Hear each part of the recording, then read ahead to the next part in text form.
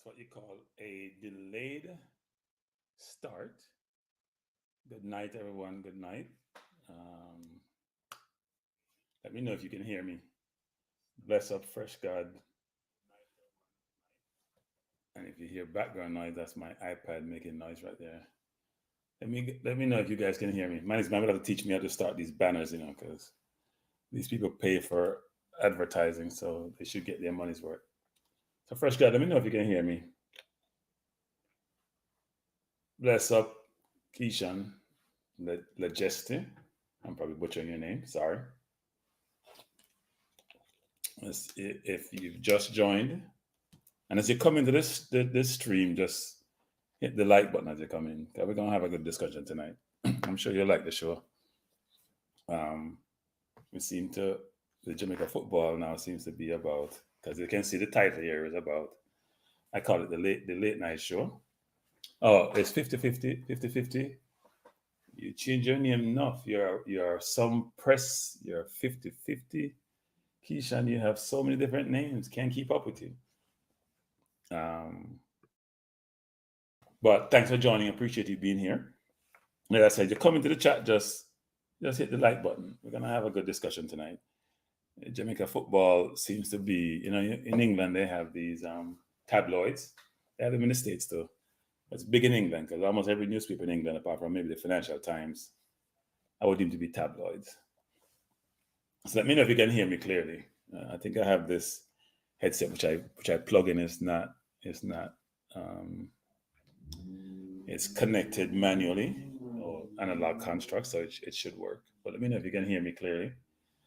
Because we're gonna have I think an interesting discussion tonight. As we're gonna talk about the upcoming semifinal of the Nations League. People are actually losing their minds concerning the more recent events. Because we love drama. We love drama as a people, as a country. If we don't have drama, it doesn't feel good. And Jamaica Football Federation provides continuous drama. It's never ending. It's always around the corner. I think we've been having drama since maybe the last. No, it's continuous. I was going to have a timeline associated with the drama, but it's continuous drama. We had the girls just finished back in August with the World Cup, did a phenomenal job, and it was all drama throughout that entire process from they commence their qualification process. We have the men's team who have been very professional for the most part, it appears, and have been doing well. And now they're having their own drama, even though I think they've done a better job than the women's team in keeping certain things in-house. So before I get more into this discussion, so I'm ad-libbing here. I haven't even prepared for this. I just talked to management and say, you know what? We should do a show. So Dwight is here, Ricardo, Dusrell, Edmund, 50-50, the man with numerous names. Kyle joining us. Bless up, Kyle. Kyle says him, that Kyle is not embarrassing. It's drama, Kyle. I love drama. Sherman is here. Thanks for joining us. People, as you come in, we only have 12 people hit the like button. I'm not keep talking for night, the like button. I'm going to talk enough part tonight, by the way. Because when you have the kind of drama, you can't talk. The Queen's English or American English. I've taught enough part. So, bless up, Ishmael. I've taught enough part tonight. We can't just talk English because if we're not late, that means I'm probably a yard if I'm late and I come to the chat. So, we'll go both ways tonight. MF saying, Kranky, why don't you invite a person on the stream? No, there's a history there, MF. So I'll give you the history. I won't go to it too long. I was on a program a while back. I was when I was working. As some people know, I've just recently taken an indefinite leave of absence from working. Maybe a permanent leave of absence. We'll see how that works out. Okay, when you're not working, the money not coming in, so make it interesting. But anyway, excuse me for sipping the water loud. So I was on a call with the person. I was trying to impart to the person. It was a management program too, a while back. That in any situation where you have disagreement, and especially in business, and even your personal life with your significant other, compromise has to take place. So MF, this is history. And I was speaking like I'm speaking now, right? I wasn't really talking, but I was talking like I normally talk, because 99% of the time in my environment, I talk the way I'm talking now. Some people just feel me like talk patois, but I talk like this 99% of the time. Even my household with my niece and nephews, and my significant other.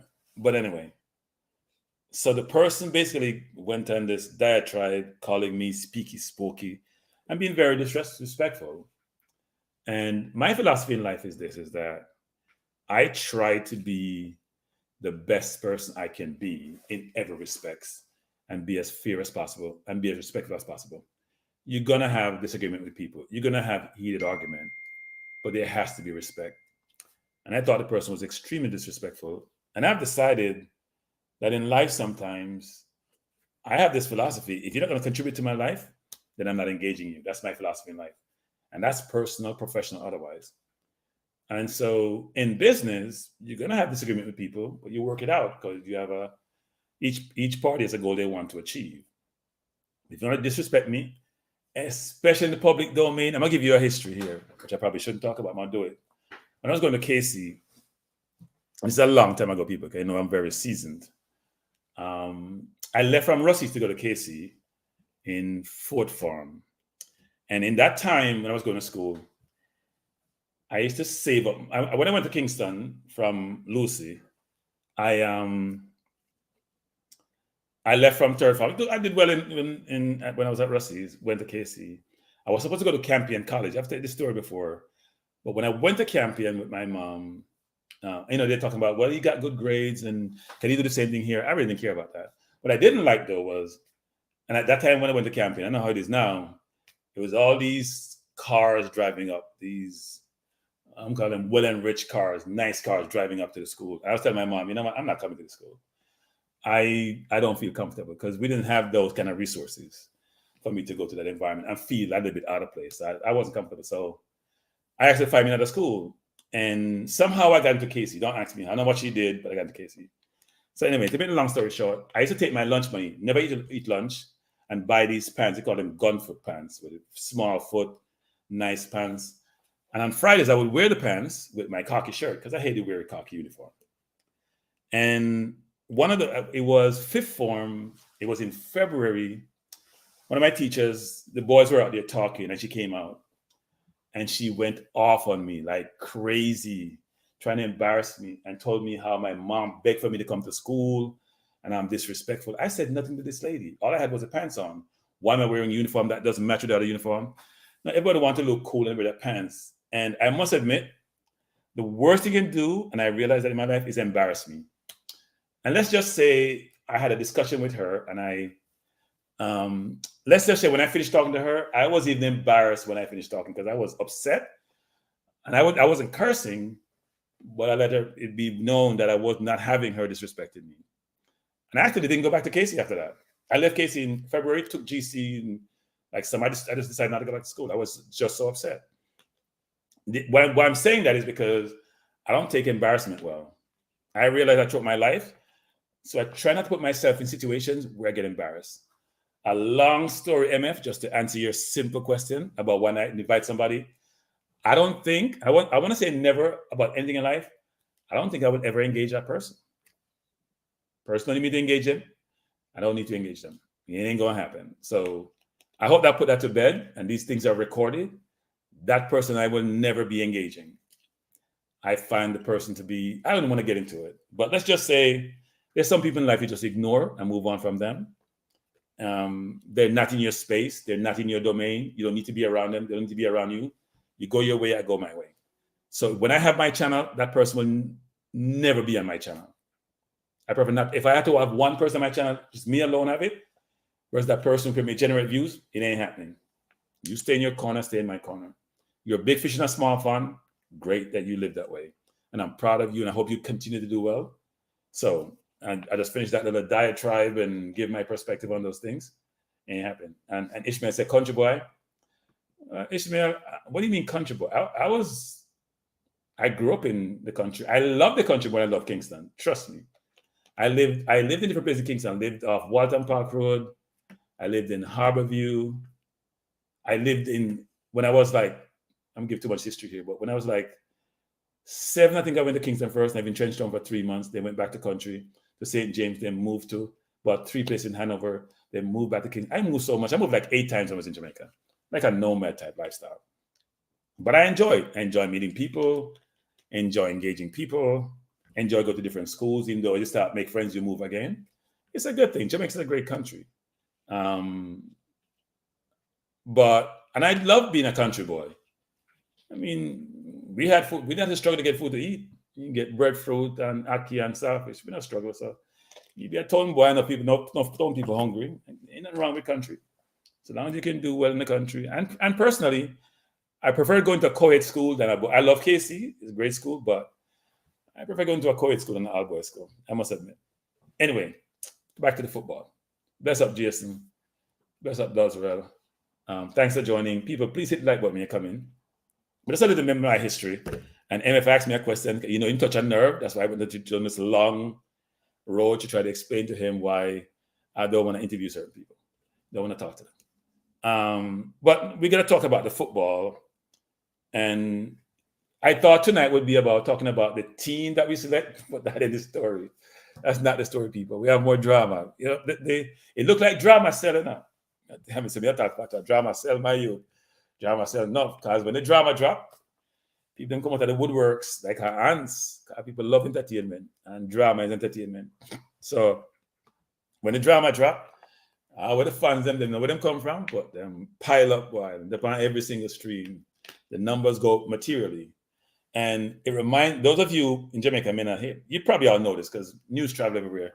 You know, Cat Williams was on Club Shay Shay, and he did over. I think now it's over probably the highest viewed YouTube program at one point, probably maybe ever actually. It's what 61 million views in terms of sequencing. I'm sure there's other shows like Mr. Beast who does tons of views and does maybe hundreds of millions. But in terms of a show that he did 60 plus million, and he said he made more money.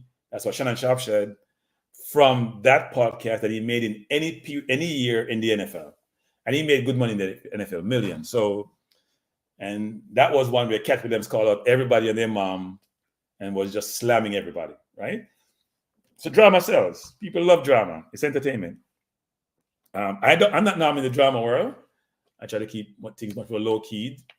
But when the drama occurs, you have to be part of it. You know, you have to be part of the environment. So tonight we'll talk a little bit about the press conference. I didn't watch the entire press conference. I only watched segments of it. There were key 3 things I pulled away. One was about the question that talks about, you know, the whole thing we always talk about, the local foreign thing, players you select and what players in the national team. 2 was about the Bailey situation. You know, it's kind of funny. 2 players got suspended, but everybody talk about 1 player. I wonder what the other player feels that you're not being talked about. Because sometimes bad news is good news. At least hearing people's thoughts. This player ain't nobody thought because I 1 player may people are talk about, even though I told him the coach called. That's just the people who do something wrong. And 3 is about this narrative and perception about the JFF being accountable for the coach's decision. And 4, actually, I should say 4 is going to be about, we should touch upon the team. I think it's still a decent team.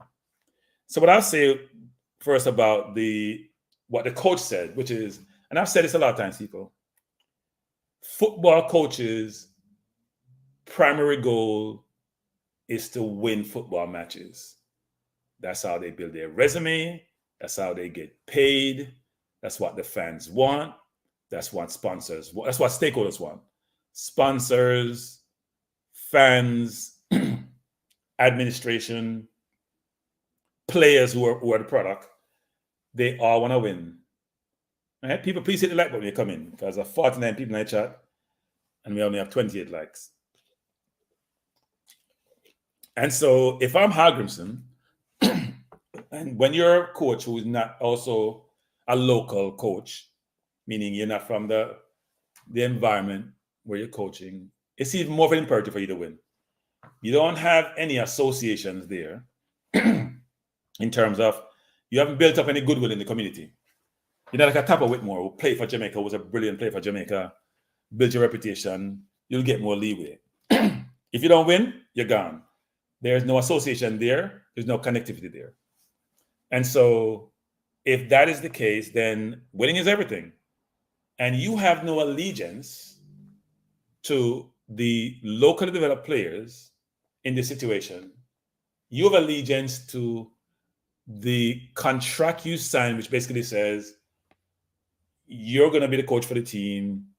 And I'm sure there's stipulations about performance, and you want to achieve those performance milestones. And this is not unique to football coaches. In any discipline you have, if you have a contract with someone and the contract says do A, B, C, then that's what you have to do. And if you don't do A, B, C, then you're not satisfying the contract. And if he doesn't perform, he gets terminated. And what he basically says is, I want the best players in the team. Now, what is that? Now, there is this whole thing we've talked about. Since I've been in YouTube channel now for a number of years, this topic never ends about local developed versus overseas born. And it's probably will never stop, actually.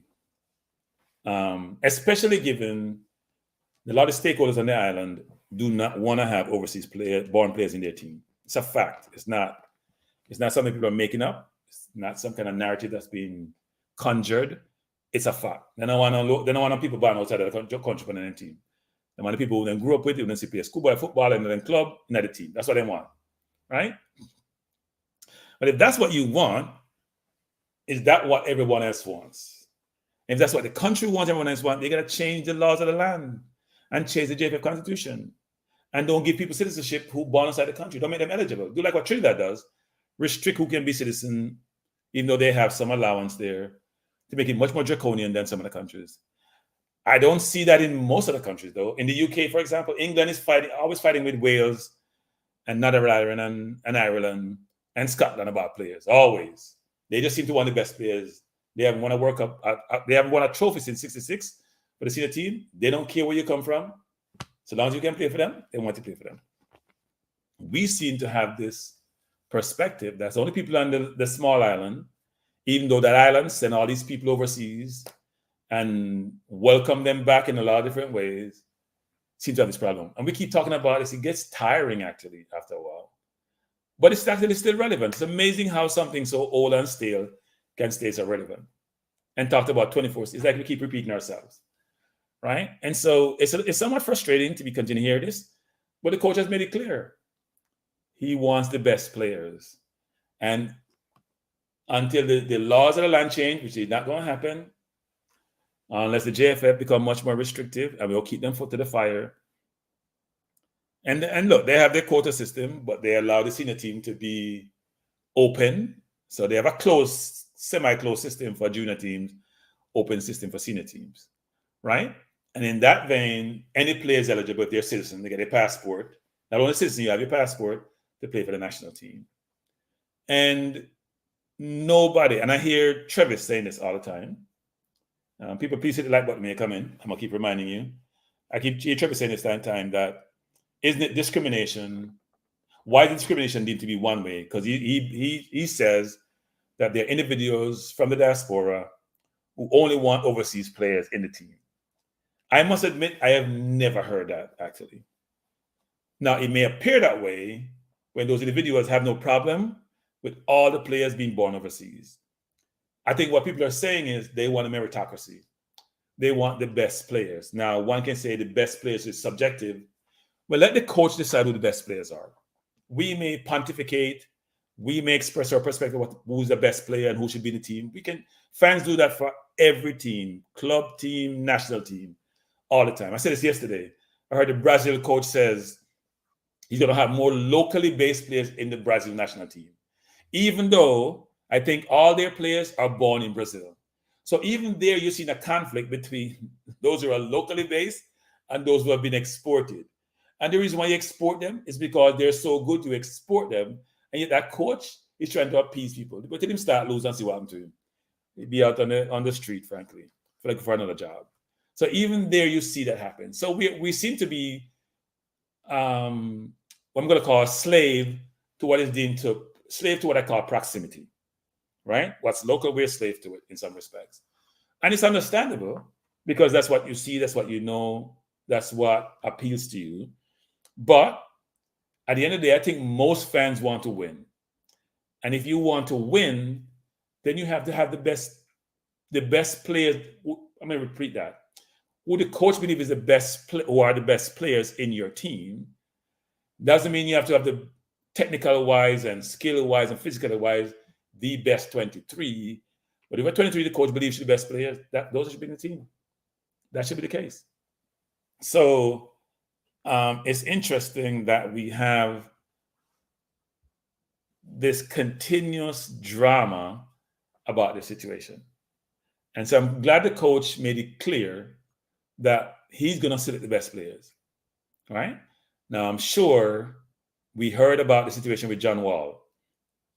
And it's what I know, what I've known and what I've heard, what's been provided to me, is that John Wall also wants to have the best players, which may not have aligned with the quota system that Jamaica has for the junior team. And John Wall found out who runs the football program. It's not him, it's the JFF. And that's their monopoly. They're the ones who've been given the authority to do so, and they're going to do what they want to do. And they did what they wanted to do. So they got rid of John Wall and brought in a local coach. And I'm sure the local coach will acquiesce to their demands, frankly. Because to keep your job, you have to adhere to what management wants. Do I support that? Doesn't matter what my perspective is. I don't think, as I've said it, you hear me say it numerous times, a citizen is a citizen and should be afforded all rights of a citizen. But there's different views by the JFF on this. But we're talking about the senior team here, not the junior team. And for the senior team, the coach wants the best players, and I think that's how it should be. Now, let's pivot away from what the coach has decided he's going to do, and it doesn't seem like he's going to change, to what the news of the days, which is around Leon Bailey and Trevante Stewart, because Stewart, we have to give you flowers, because you're not in the news. Because you're not in the news much when it comes to Jamaica football since you left the JPR, but you're not in the news now. Even though you're sort of ancillary, you get less of the backlash and less of the visibility than the star, one of the stars of the team in Leon Bailey. Now, before let me stop there, because Rob Smith always wants to stop me. Maybe Rob Smith, that's it. Kranky, I've seen people from this sport actively cheer against the team if they see many of the foreign players. Rob, that's your view. I haven't seen that. I don't think people are saying. So here's the thing, Rob Smith. Do people cheer against Bailey and Blake in the team and Lowe in the team? Do they cheer against them? Is that your perspective? Because I haven't seen that. Now, some people may question the players' ability and should they be in the team. I don't think they question whether they're local or not. I think the focus I've seen is more around, do we have better players? Can we get better players? Because to compete and win, we have to have better players. Now, my disappointment first about the news about Bailey and Trevante was it got publicized before the coach and the JFF wanted to publicize it. And my philosophy is always this: if more than two people know something, it's no longer a secret. And especially in the JFF, where everybody has their corner and everybody has their confidence, and those confidence a lot of times resides in whether traditional media or YouTubers. And then, as we always hear Maverick saying that, because it's not only for the football night, it's Jamaican life, Because, Oral Tracy, Maverick, that's Maverick, always says this. And he said, boy, some of the people over the fence and give him some news. So he always have inside information. So if that's the case, then somebody provide inside information to multiple people. Because we heard before the news before it's supposed to be publicized, which is unfortunate. And which shows a lack of people not realizing that confidentiality means confidentiality. News that is not meant to be disseminated and distributed should not be distributed. And so that's disappointing for me. Do we love to know? Yes, but we should not know until those parties who are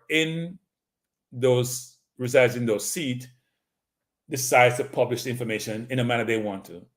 Now, it may have had some good outcome from this actually, because I'm not sure what they would have said to us as to why these players were missing, if they would have been as transparent, I like to use that word, as they were today. But what the coach says is that, both players, well, I take a step back. we had a situation previously where the coach says players are adults, and he didn't believe in having sort of those sense of restriction and curfew, and he got a lot of flack for that. You heard management talk about that last night. So then the coach says we have a 10 o'clock curfew, especially when match day is the next day. And two players turn up in not even 11 o'clock or 12 o'clock and sneak in, because you know them think they work. So they go on, and if you ever go on a school trip and you don't get back on time, you want to sneak in your room. They came the next morning tired. And the coach decided he's going to penalize them. Now, one can ask the question is, why wasn't that penalty administered for the game that was at that point in time, right? And I guess maybe the decision was made to say, look, we got to think about this and what we want to do. We'll execute discipline at the appropriate point in time. And the coach said, this is the time.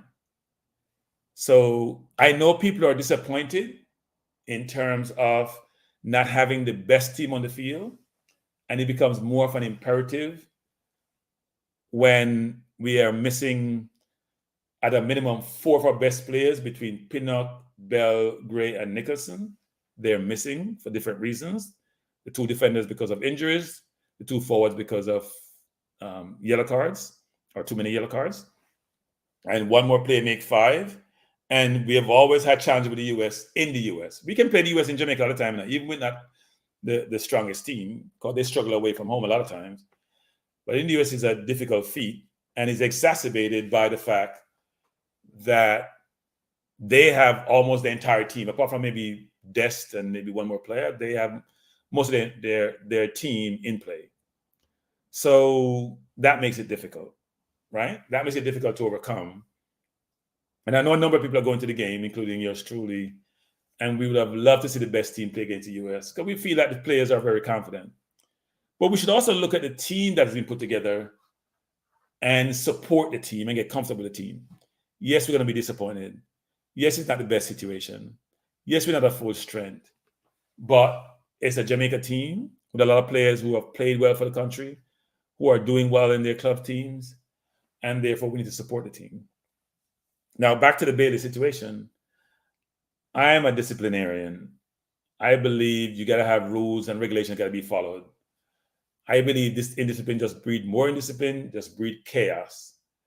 And I'm sure if the coach allowed those 2 players and didn't penalize them, what's safe for the other 21 players who were part of that squad?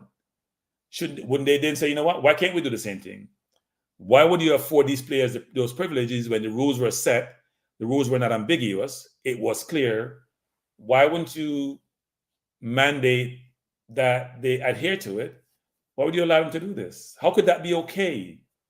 I want to ask you people, if you have staff or your kids and you have rules that they're supposed to adhere to, adhere to it, don't you have some kind of punishment for them? Now, one can question the timing of the punishment, the severity of the punishment, the facts and circumstances, but the coach has decided, at his own detriment, by the way. Think about it. I think the coach is the one in the most challenging situation when it comes to this, because he's losing 2 of his better players. Maybe people can say 1 of his better players, because I'm not sure Trevante would be in the squad anyway. That's another question for another day. He's putting himself at risk, and he's also realizing he's weakening his team.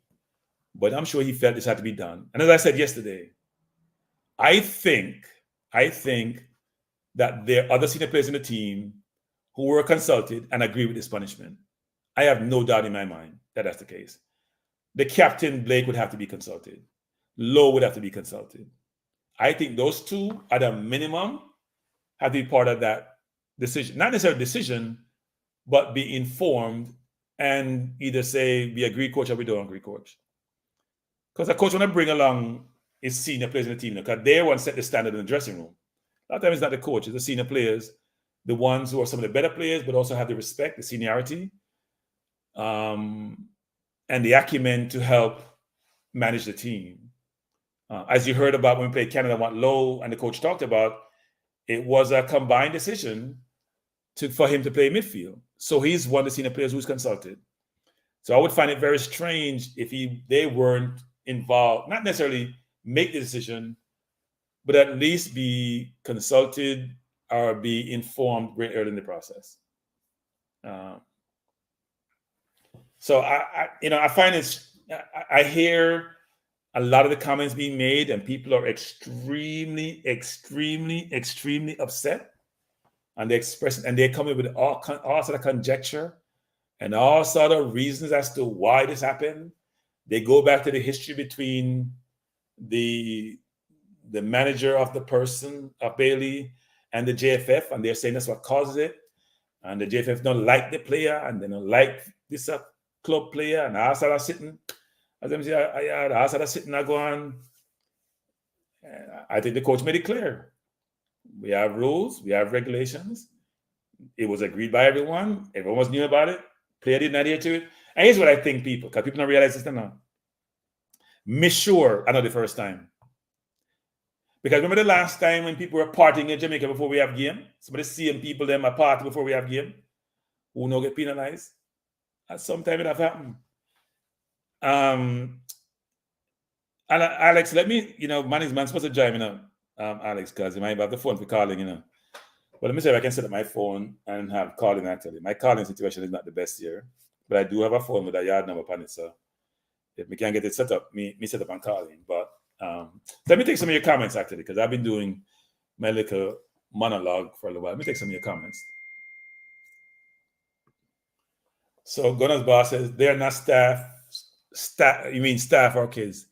Players like them are exempt from penalties if they are not determined to the team abilities to move forward. They're detrimental to the team. Gunners Boss be confused. What are you saying? They're not staff or kids.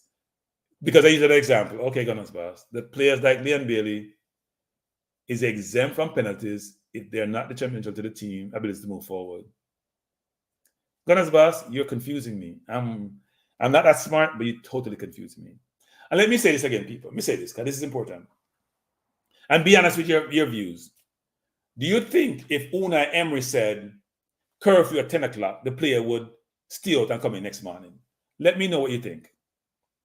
Do you think if Unai Emery said from Aston Villa, curfew at 10 people, when you come in after 10 o'clock, come in 10:01, if you come in 10:01, you'll get disciplined.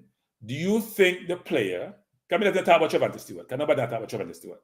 So we are talking about Bailey, because the conversation is about Bailey, because Bailey are the golden child for the Jamaica football team as it relates to local developed players.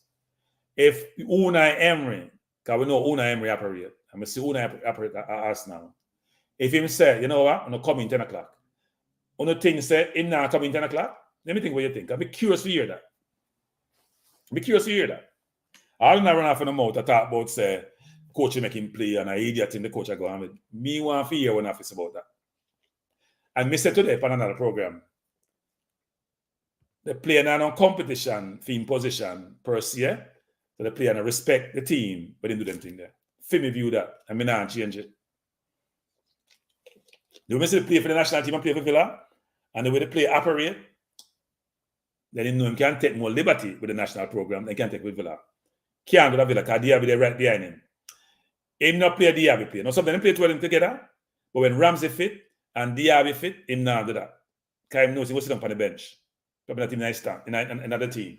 No doubt not for my mind about that. So those are who want to make them case about, say, boy, I idiot in the coach I go on with, man for player, he might put we win.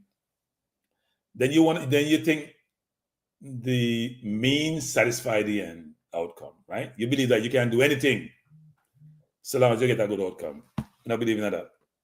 Me and that. You set bad example. Plus, people think about it.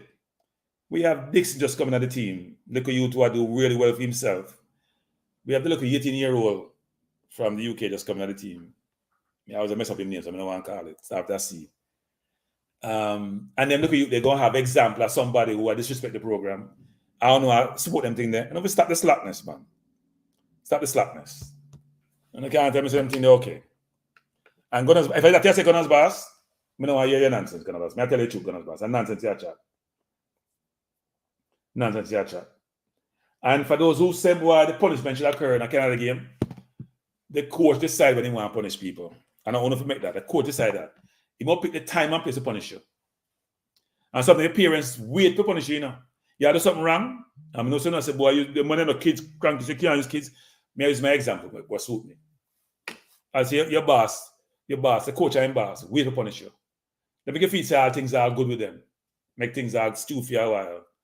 Because they must determine the punishment will be. They must figure it out. And they make the decision. The coach making the decision when he want to do it. He pick the semi-final where it burn more, Because your parents always want, or your boss want to burn more. They want it soak. They want to make sure them do it. Everybody realize, you know what? Don't cross the line again. Don't cross the line again. And that the coach do. If you don't like it, too bad. You can't change it. And I support the coach 24/7 into that.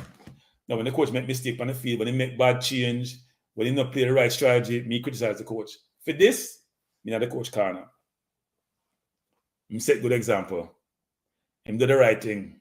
So all I know I run off of the mouth talk, but the coach, this and the coach, that and I fight them, I fight the youth, and then I fight the youth them from this academy. Pure garbage in that chat. Pure garbage in that chat. Now chat, no make no sense. We not support indiscipline. And we have so much indiscipline in Jamaica society. No far no adult. No act like we look a pitney now. We not grown up and not support. I know I use the word, but know what the F word is, people always say. I mean, a cussing thing. We not support nonsense. We not understand them thing that I. It's very confusing to me to hear people that support nonsense. If the court say curfew and you broke curfew, then you not have to get punishment, man. But the nature of the punishment is up to the coach. Coach, you not play. Don't stop complaining and stop ball about the thing. You watch some football, we hope we win. It make the life tougher. But get over it, man. Get over it. Nah, and change. If it done enough. So you can't whine enough. You can't complain enough. It don't change. Him stay in England and play Villa and score today again. Make it all worse. So him score again today. Man, I say seat there. Man can't stop score. It's true. And hopefully when he comes to the national team, he will come realize the next time, you know what? You have to respect the colors. You have to respect the coach. You have to respect the process. You have to respect the rules. And if you don't respect it, and you know what the coach though? He pick the person who had the most pressure. I said this today on the program, which is that player has the most pressure by any player in the Jamaican national team. That player is a player that everybody look to, right? Continuously. Even if better players come in the team, I am the man. That means if you are the man, you have to set the example. You have to lead. Lead by example, lead by deeds, lead by words, lead by how you operate. You know, a leader come in the morning time when people don't see at 10 o'clock. Everybody look and say, oh, this man just come at training. You come at training late. Everybody got training and you just come in. What kind of nonsense is that? And some people in chat like Gunners Boss. Hey, Gunners Boss, what are you doing with? Can I idiot thing you deal with? Talk about something if you are right. You let him go, Gunners Boss, no call out tonight. You let him go again. I don't have him about them thing they are right. And nonsense you're going with Gunners Boss. Don't do the nonsense, man. Respect you, my youth, but I idiot thing you're going with. Trust me. Idiot thing you're going with. If you support them thing there, I'm not going to respect you. I'm not respect nobody who support indiscipline in their life. Trust me. Society, and if you operate a certain way, if it doesn't, you have chaos and you have anarchy. That not work. So those who want to support the nonsense, me I don't care nice him corner. You can have different opinion, you know. My opinion if you align with your opinion, you know. You can say, boy, the timing for the punishment wrong, but don't tell the player shouldn't get punished. And even though the other players them now come and say nothing, me can bet. Now I bet with my life still, I may lose it, but me can bet, say Blake, and at a minimum, Blake and Low know about this. And we can bet them two man there, give them see them operate, probably support the decision. Me sure so. And the fact that I understand Kyle saying it's just one player, Kyle, but we want the best team on the field. Trust me, we want the best team. We want the best team. Calm my nerves. I'm calm, I'm not going as bad. Like, you hear me laughing about it. I'm calm. I'm not upset tonight. When I'm upset, I'm upset, not going as bad. I'm not upset. I express my views sternly in some respect, but I'm not upset. No, sir.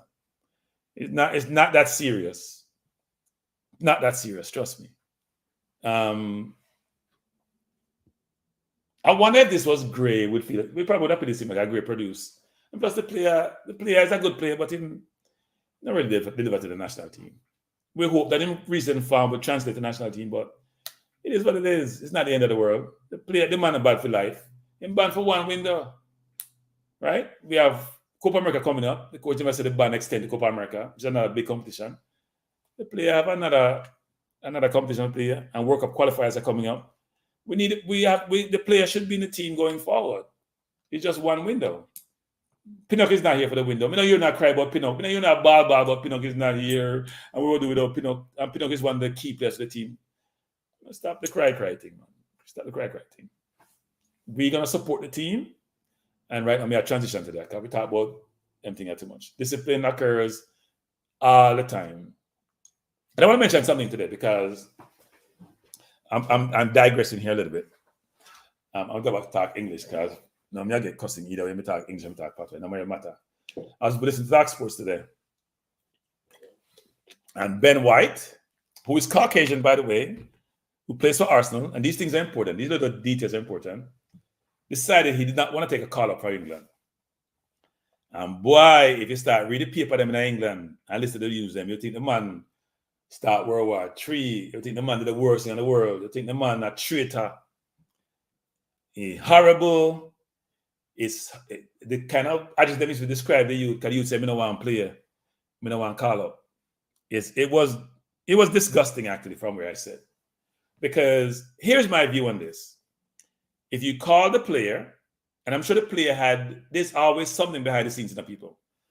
The player must have a beef with either the coach, or with someone in the coach's staff, because he left the World Cup back in 2022 in December and went home. So he must have had a beef with them while he went home. This is for personal reasons. No, something wrong, right? And we all know Ben White really love football. He want to play. Him say no watch football. So it's not that serious to him. The player said, "Don't consider me for call up," and then want to kill the player. But here's what I find interesting. When Sterling was playing well in the season, in the beginning of the season, not now, the beginning of the season, and didn't get called up, I didn't hear anybody going off saying I disrespect the player.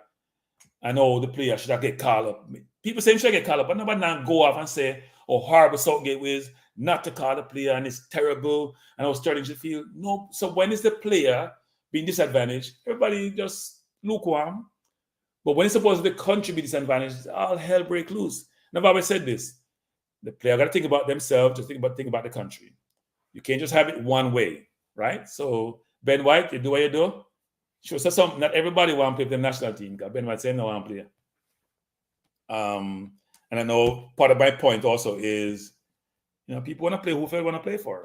Not everybody have this view that I have to play for national football.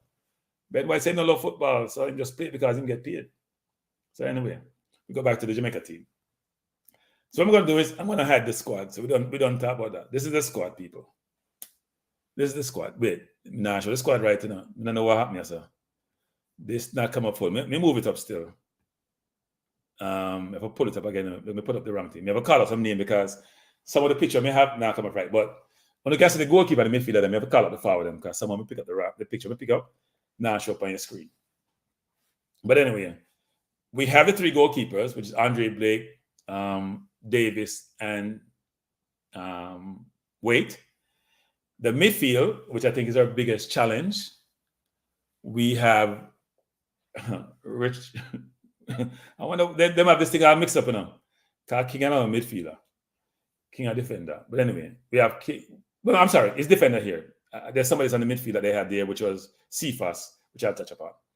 So King, who's a local player and playing Jamaica, Lowe, Bernard, Hector, Lambekisi, Gray, and Greg Lee. And we're missing Pinnock and Amari Bell.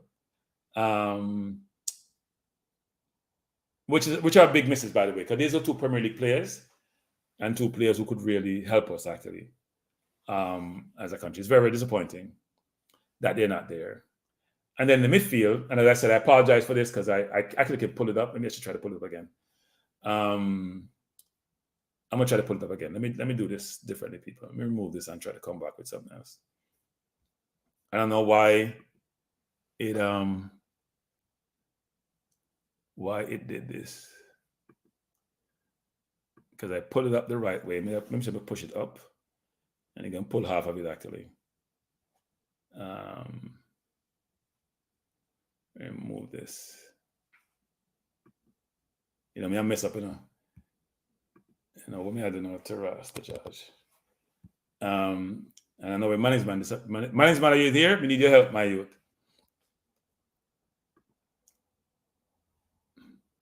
I don't see where you are. I'm trying to pull this file up. Let me stop share and pull it up again. But I'll go through this though. Kranky. Yeah, what Pull up the team. Pull up the team. what you're trying to do? You're trying to use Pull up the national team. Pull up the national team. Present. Trying to go through present. the squad. Yeah, the squad. Yeah, the squad. I have it on the screen, but I pulled up half of it, not the entire thing. So I want people to view it versus me just talking about it. You know, I think most people know what the team is. So as I was saying, the midfield is Daniel Johnson. So these are the regulars: Latti, Daniel Johnson, Reed, and the other three are not necessarily regulars. I don't consider Anderson to be a regular, K-Rod to be a regular. Casey Palmer is always in and out because he's always injured. And then Cephas. They have Cephas as midfielder. I see Cephas more as a winger than a midfielder, frankly. And then the forwards, Corey Burke is back in the team. I can't say I'm the biggest Corey Burke fan. I'll admit that. But Corey Burke is back in the team. Kadamar Terry is in the team. Is the young 18-year-old forward who's created a lot of buzz. Gray and Nicholson are here, but we know they're not playing the first game.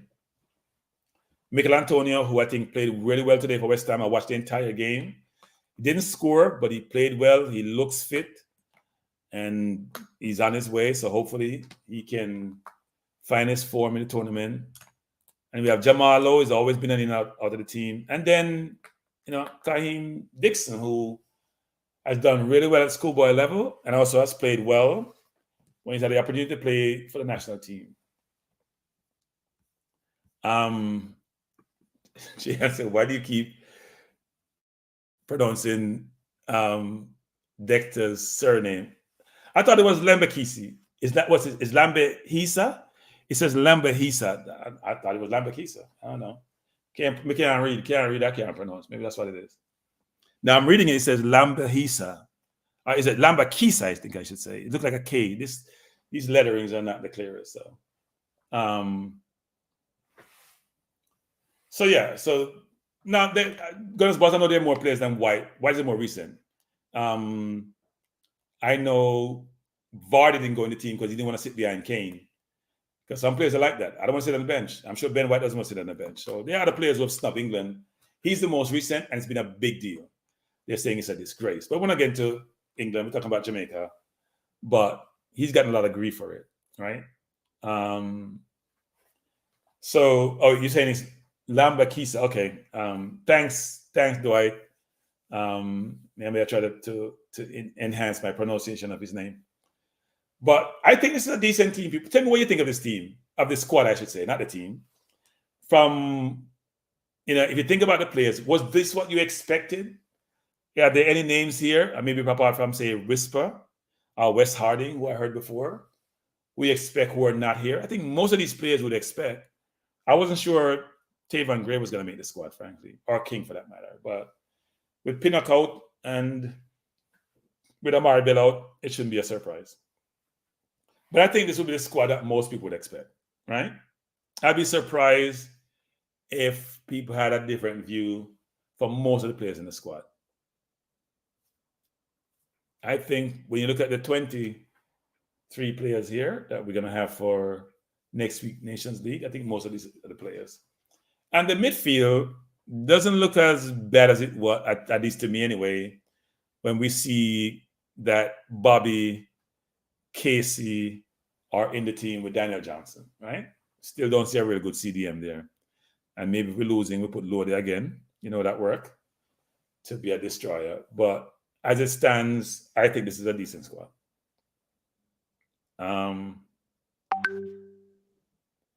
Dwight says, we will lose by 2 to USA, then win our third place match. Well, Dwight, it depends on who the third place is, Because I think Panama has played well, and Mexico always give us a tough time. So I wouldn't say definitively that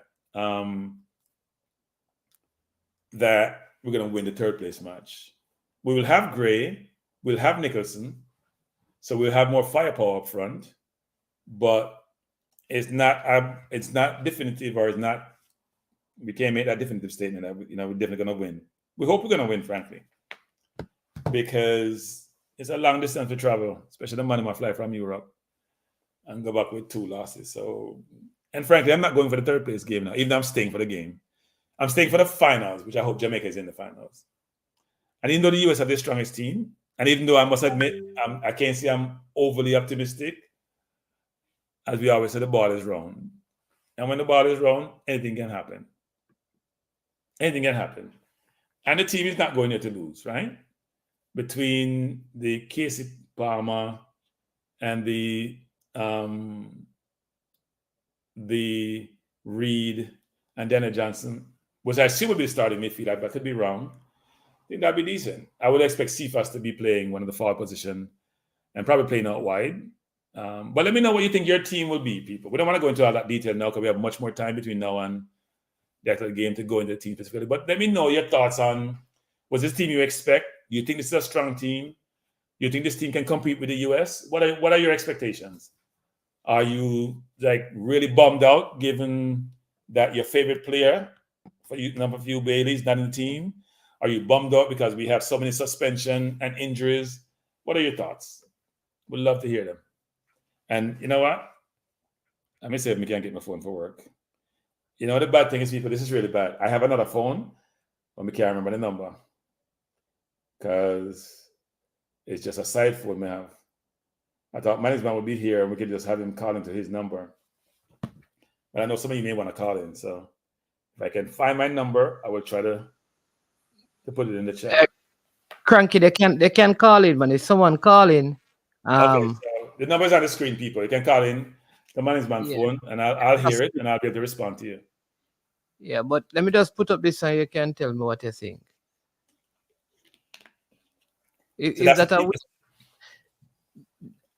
That's what I'll do. So management got defensive right away, management. You got defensive. You got near shell right away. Of course. That's people, what do you think about it? Great management team. We now put that team up on the field. But anyway, great management team.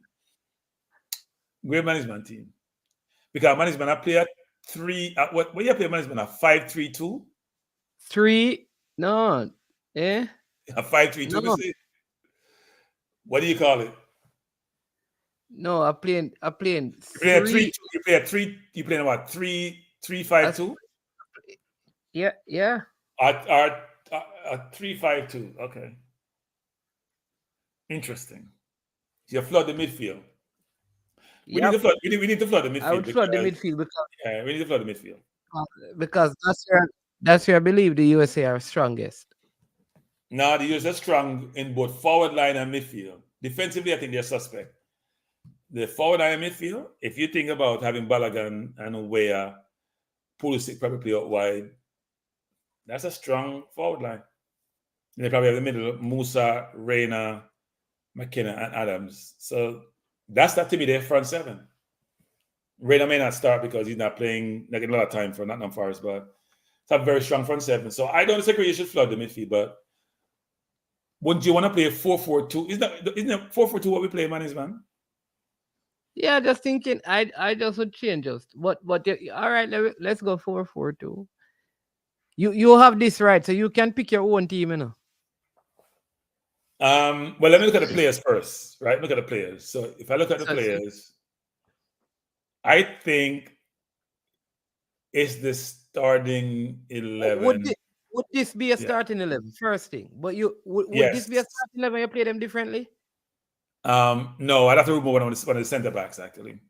Which one? I may take out Bernard. I'll take out Bernard. I want composure in the defense because we're playing with some very technical players. I want composure and experience. And you're going to drop back Bobby Reed in the number 10, and who are you going to play forward with Hector? Cephas? Yes, I want speed. I want a lot of pace out wide. I'll give Cephas an opportunity. So people, let me see your team. We post your team up here. So let's see your team. Because me see Dwight White, I go say, Hector, go sit down. So let me see your team, people.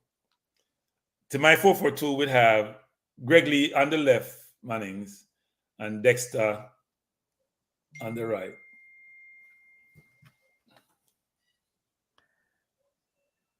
Ekadova.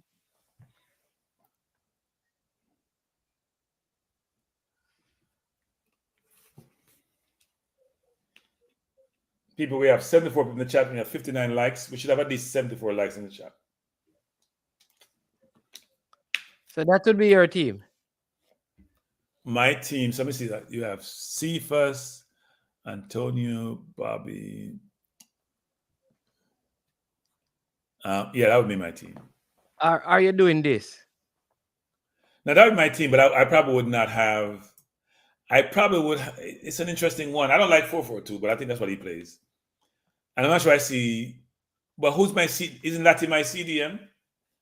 Or in the middle? I wouldn't call it CDM. Isn't Lati in the middle? And then you may have Bobby else. Yeah, that's probably a better construct actually. In terms of how you set it up.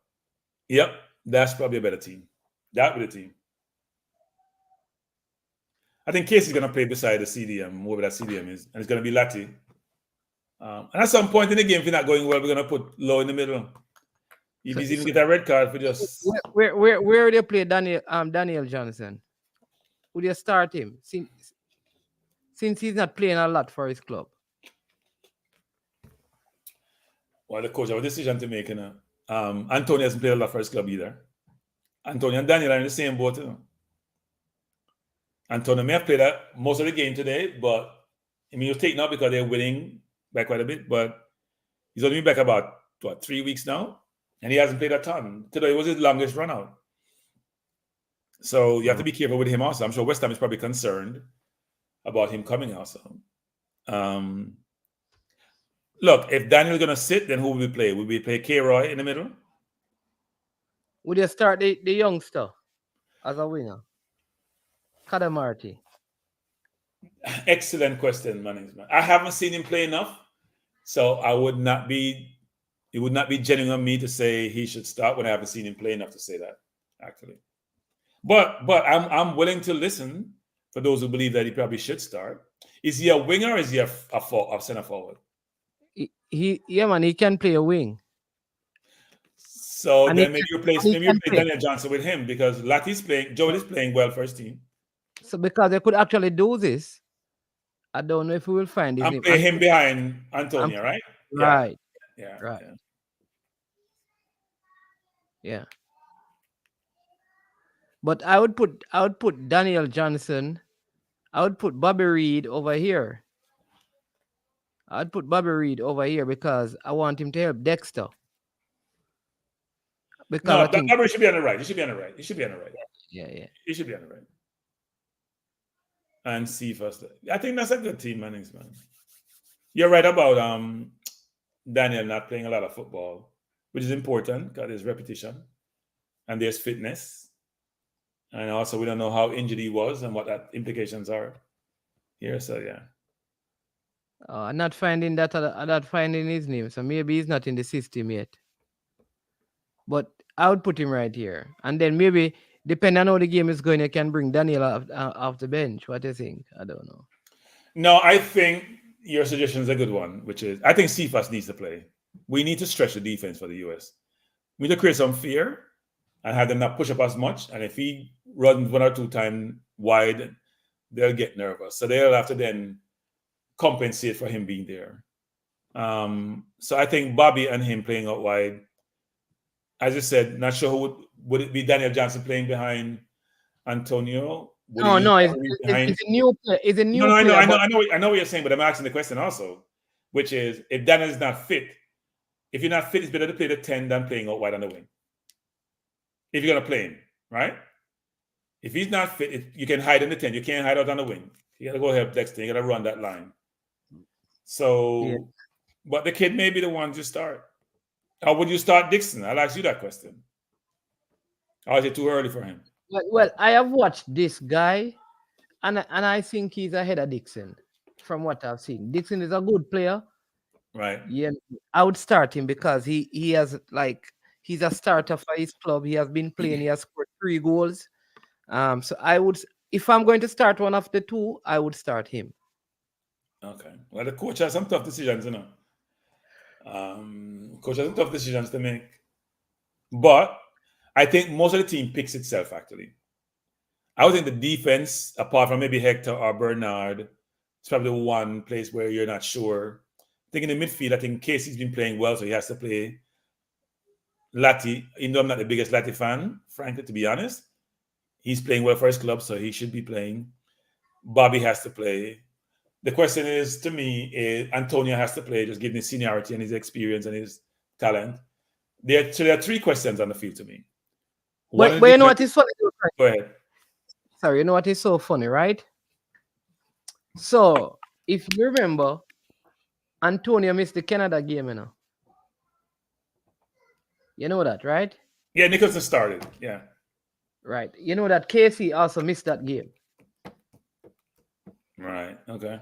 So really, the point I'm making is that me personally believe the biggest miss is Ethan Pinnock. Because let's say we have replaced Shamar with Bowser and Casey in midfield. You mean Shamar with Antonio? Shamar with Antonio. I think. Yeah, with Bowser, Antonio. So I think who we have missed is Ethan Pinnock and I would say Demarai Gray, because I think Antonio and Bowser are like perfect replacement, basically. Right. I'd agree. I think Bowser a better goal scorer, but I would agree with that. You know, we have forgotten Jamal Lowe. I haven't forgotten Jamal Lowe. You know what? I think Jamal Lowe would start. Jamal Lowe, yeah, man. I am not the, how do I put this nicely? Yeah. Jamal Lowe's a very good player. He's played for that, but I'm not the biggest Jamal Lowe. I'll probably give. You're right. He may go Jamal Lowe based on pedigree, but he doesn't have the speed that Cephas has. Didn't Jamal Lowe set up the goal when we played the USA in Austria to Andre Gray? That was so many years ago. I can't remember. That was the coming of age of Ethan Pinnock as well. Not the best coming of age, by the way. Ethan had a difficult game. Ethan played in the middle bit more in that game. He had a difficult game. But Ethan is a brilliant player. We know that. But I mean, I think Cephas should be getting the opportunity. I know people are going to say Jamalo. I think I would play Cephas. I'm starting Cephas. I'm starting Cephas on one side, Bobby on one side. But I'm starting Jamal Lowe beside Hector. Okay, that's what you're saying. So you're going to bench the kid then, you're saying? Yeah. That may be the better construct. Yeah, you're right about that. Yes, Manny. That's probably the better. Yes, I would agree with that. And in fact, you know what? If I was the coach, the kid would probably come in later, actually, as a substitute. So that may be the best team. So if we go through the squad again and look at the squad, in the forward line, we had availability. We had Burke, Karamateri, Gray, Nicholson, Antonio, Lowe, and Dixon. We know that Gray and Nicholson are suspended. So the option there, Lowe is probably the best option, actually. So people, what do you think about this team we have here? Do you think this is, and how you think this competitive team can be? I think it's a decent team, Mannings. I think so. I think, like, people making it sound like all doom and gloom, Kranky. I don't feel like it is all doom and gloom, personally. It will well, if the doom and gloom is from bailing out, so what's the doom and gloom for? Is it because we don't have Pinnock, Amari, Bowser, and Gray? Or is it because we don't have Bailey? What's the doom and gloom? Or because we don't have our five? What's the doom and gloom for? And here's the question. Here's the question, people. Here's the question. Do you think Cephas is ample replacement for Bailey? You know what? Kranky, we'll grab something here. People might run. No, we'll grab something for each. People, man is run, people, you run. You go and run. You go and run. I'll be back. So, those of you who have seen Cephas play, and Cephas has been playing decent, actually. So people are saying Cephas is not an ample replacement. Look, Bailey's been playing brilliantly for Aston Villa. That cannot be disputed. He's probably had his best run of form since he got to English football. And you hope that form would have translated to the national team, but he's not here. So we have to move forward. So let me know what you think of this team, actually, people. Do you think this team can compete with the US? Now, I will admit, I looked at the US squad before I came on, and it's a litany of quality in their offensive end, especially the offensive end. And look at the teams they play for, it's all quality teams. But our team, between Antonio and Lowe and Reed and Cephas, are also playing at a very high level. Casey Palmas and Latti are in the championship. And if we go in the defense, Lowe hasn't disappointed us. Blake has been brilliant. Hector is a good servant. Dexter has not had the most brilliant season, but he has been very, very serviceable. And Greg Williams will play well for the national team. And we have decent people coming off the bench with Daniel Johnson and K. Roy, and we have the young kid Bailey and Kahim coming off the bench. So, and to a lesser extent to me, Corey. So it's not like we don't have a squad which can compete. The question more is going to be how they perform on that day. How will they perform on that day? And my hope is that they perform well. My expectation is that, look, it's a semi-final game. And sometimes, even though you have the desire, you may not have the skill set to accomplish your objective. But I do believe that the players are motivated, and they're probably pretty confident, given how they did against Canada, even though it was a tough 2-game series, that they can do well. So, so Demaria is saying, I would take out Cephas, put in Kara Anderson, put Lowe where Cephas is, and put Palmer where J. Lowe is. So you'll take out Cephas, put in Kara, but then you don't have a winger. I'll put Lowe where Cephas is. They don't really have a winger in Demaria. We're looking for real true wingers on the outside. Now, Lowe can play both the 10 and the wing, but I'm not sure K-Roy can play. If you put K-Roy in there, you have 3 normally midfielders who play in the middle of the park, not necessarily out wide. So I think it's a tougher one, actually, from where I sit. Dwight is saying, who's the most intelligent and tactical disciplined midfielder for Jamaica? That's a very good question, actually. I don't know about intelligent and tactically disciplined. The problem we have with our midfield is this. I'm not sure we see them frequently enough to make an informed decision about that. Why do I say that? Because Latti wasn't, until he went back to his, and we may have actually influenced where Latti plays now today, because Latti wasn't playing midfield for his team previously. So we may have influenced that. And I don't think Latti plays the most disciplined midfield, actually. Because when Latti plays, even I think he's supposed to play CDM, he doesn't really play CDM. Casey Palmer is more of a box-to-box.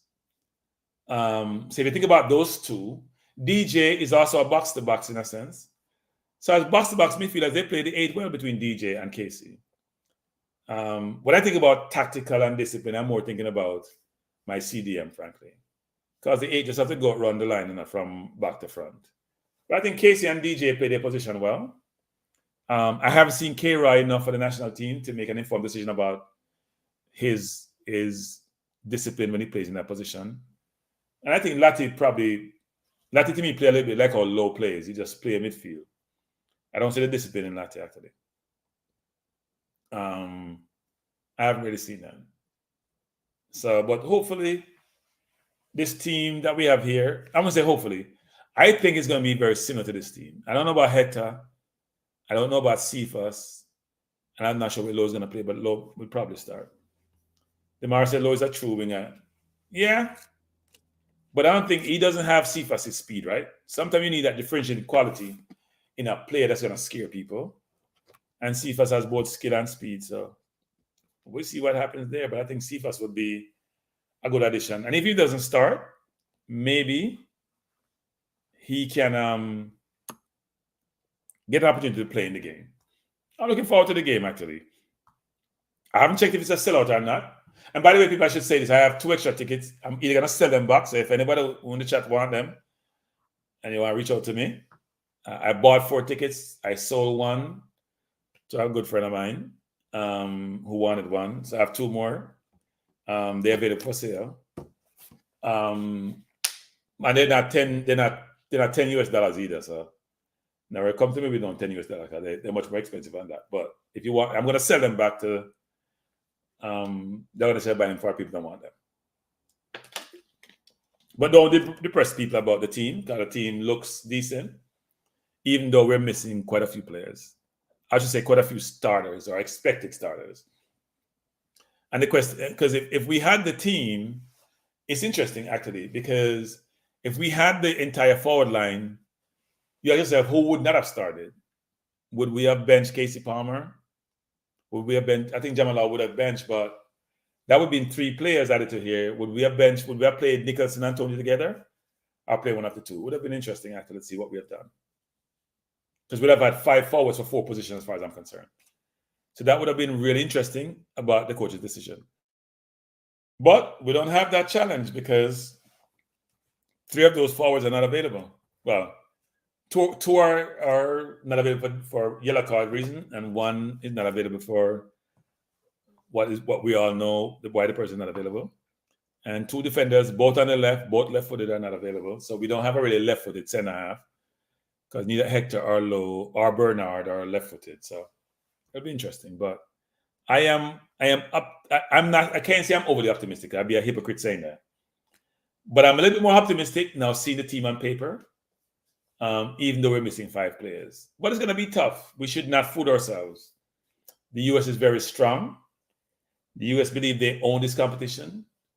They are the favorites for the competition. The last time they played Mexico, they destroyed Mexico, frankly. In fact, the gap between the Mexico and the U.S. keeps widening. And the U.S. players are playing well. Pulisic is doing brilliant for Milan. Musa is playing well. I've seen a little bit of Weah. Sinaki's playing well also. No, Adams has been out for a while. McKinney always plays well. Reyna is not playing, but when I see him play for the U.S., he plays brilliantly. So their team is in form, actually. I don't think about their defense. I don't think their defense is the greatest. And their goalkeeper, with no situation, is not great. They may do well in this region, but they're not great goalkeepers. So if we can get at their defense, we have an opportunity, but it's going to be tough. I see here Dwight saying Freddie and Bibi are now part of technical staff. Yeah, I think Speed says Freddie's coaching what? The under 17. So, and Freddie's a good guy, has his coaching license and is doing really well in Florida. So it's a good thing for the national team. So people, let me hear your perspective. You think this is the team we're going to put on the field? You like this team? You think this team will do well? What are your views on this? Or you think we are in for a little bit of a hiding and we're going to play it next week? I'm looking forward to the game. I think the game's on Thursday. I'm going out a little bit early, so I probably can try to get to two of the training sessions and see what things are like. It should be interesting. Texas weather is not the best weather, but this time of the year, hopefully, it's better than how it is in the summer. But I'm optimistic that we'll go and play well. Dwight is saying we need a midfield of the person McKinney and Adams. We need to make them uncomfortable. Hey, Dwight, I saw them in the World Cup against England. I don't think much made them uncomfortable enough. The good thing about those 2 is that they're very fit. And even though technically they're good and not great, they run our game. So, and they put a foot in. So, and they handle pressure well. The one thing about the US team is that they do keep the ball well, actually, which is something that we don't do well. So I do think that's going to be a challenge for us. Avis is saying Sifa speed will be effective against Team Rain. Yeah, I think speed is important to know. Speed can be a differentiator. If you can isolate a speedy winger on a defender, try to get one-on-one, it can create problems. So, but the question for us is, can we get the ball to our forwards? Wow, Lamar said I think he'll start Burke. Burke was out injured for a while, wasn't he? So that'd be an interesting one. That'd be interesting.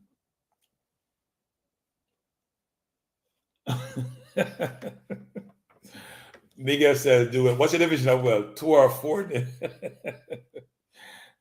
Miguel, you're such a pessimist. Well to me means a draw. Well to me means I don't think losing is doing well, frankly. I'm not into losing, so I don't think losing is doing well. When I say well, it's a draw or you win, right? Now, one could say, what's the probability of that, Kranky? Because you talk about draw, will, and doing well. If I was to give it odds, I don't bet actually, but I would give probability of outcome. I would say I give Jamaica a 15% chance of winning and a 40% chance of a draw. Obviously, we have to have an outcome. So I'm sure the game probably can go to penalty kicks. But I'd probably say 15% for winning, given the 5 players we're missing, and 35% for a draw. But I think that the fact is that we have to be realistic. The US are the favorites. US are the favorites. But we have done well against the US a lot of times when we play them, frankly.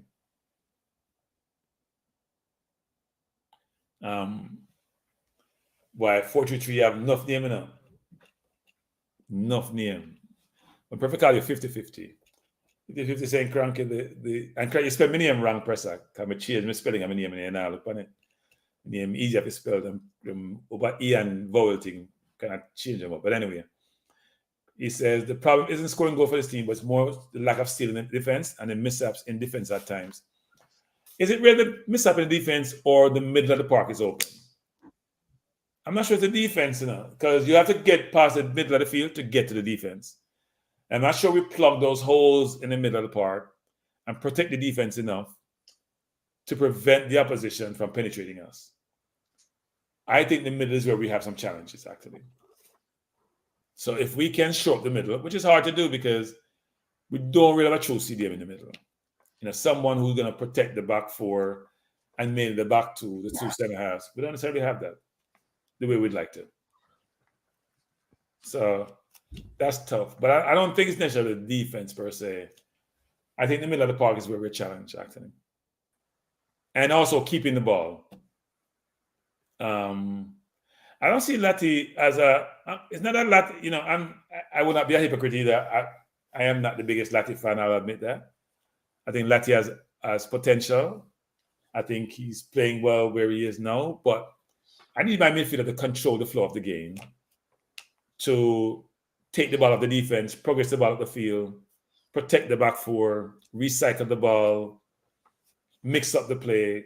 I don't see that repertoire of skill set in Lati's game. Right? I don't see that. But hey, he keeps on improving. He's young. Hopefully those attributes will develop over time for him. Casey's a much more experienced player, has been playing well, have a lot of offensive capability, and he's good on the ball. So hopefully that works. Hopefully that works. Why, Miguel? You're negative, not Miguel. You're worse than me, Miguel. All right, Kranky. You know what? Sometimes I think we ignore in football playing to get a result or managing the game in your favor. All right, so Arsenal, for example, Arsenal played 2 games against Porto in the Champions League, coming off the Premier League where they steamrolled Liverpool, defeated West Ham, defeated Brentford, dropped some 5, some 6 and all of that. Comes up against a Porto team where, though we know the names, nobody was clamoring over those names or considering into the big thing. But what Porto did, in the first game, football was only played for 40 minutes of the 90.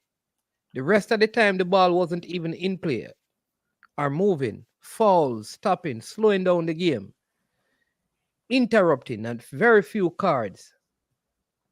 All right? Sometimes in games like these, and I've seen like Mexico do this with the USA until they have big thing and just no football. Every time there's a stoppage. Brazil and Argentina in a World Cup qualifier recently, same thing. So sometimes the football can be like that, where the fans don't like it because not many fans like Porto versus Arsenal because we like to see the flair and all of that. But sometimes in these games, you want to just keep stopping the players. You want to just slow the game down. You understand me? All of those things. And so while people may think, okay, the USA have all of these very skilled players and their technical skill is superior to all the Jamaicans. Let's give you all of that. I think the same way about Arsenal and Porto. But it's 2-1-1 one for Arsenal, one for Porto. I think Arsenal in both legs had less than 6 shots on target. A team that is scoring 4 and 5 in the Premier League. So here's the difference. Neither Porto or Arsenal were missing 5 starters. Neither Porto or Arsenal were missing 5 starters, correct? It's a big difference, man. All right. So let me ask you. So if Pinnock was here, Pinnock would start. Yep. And Bell would start. Yep. Demarai would start. Yep. That's 3. Okay. Shamar or Antonio, who would start for you? Shamar.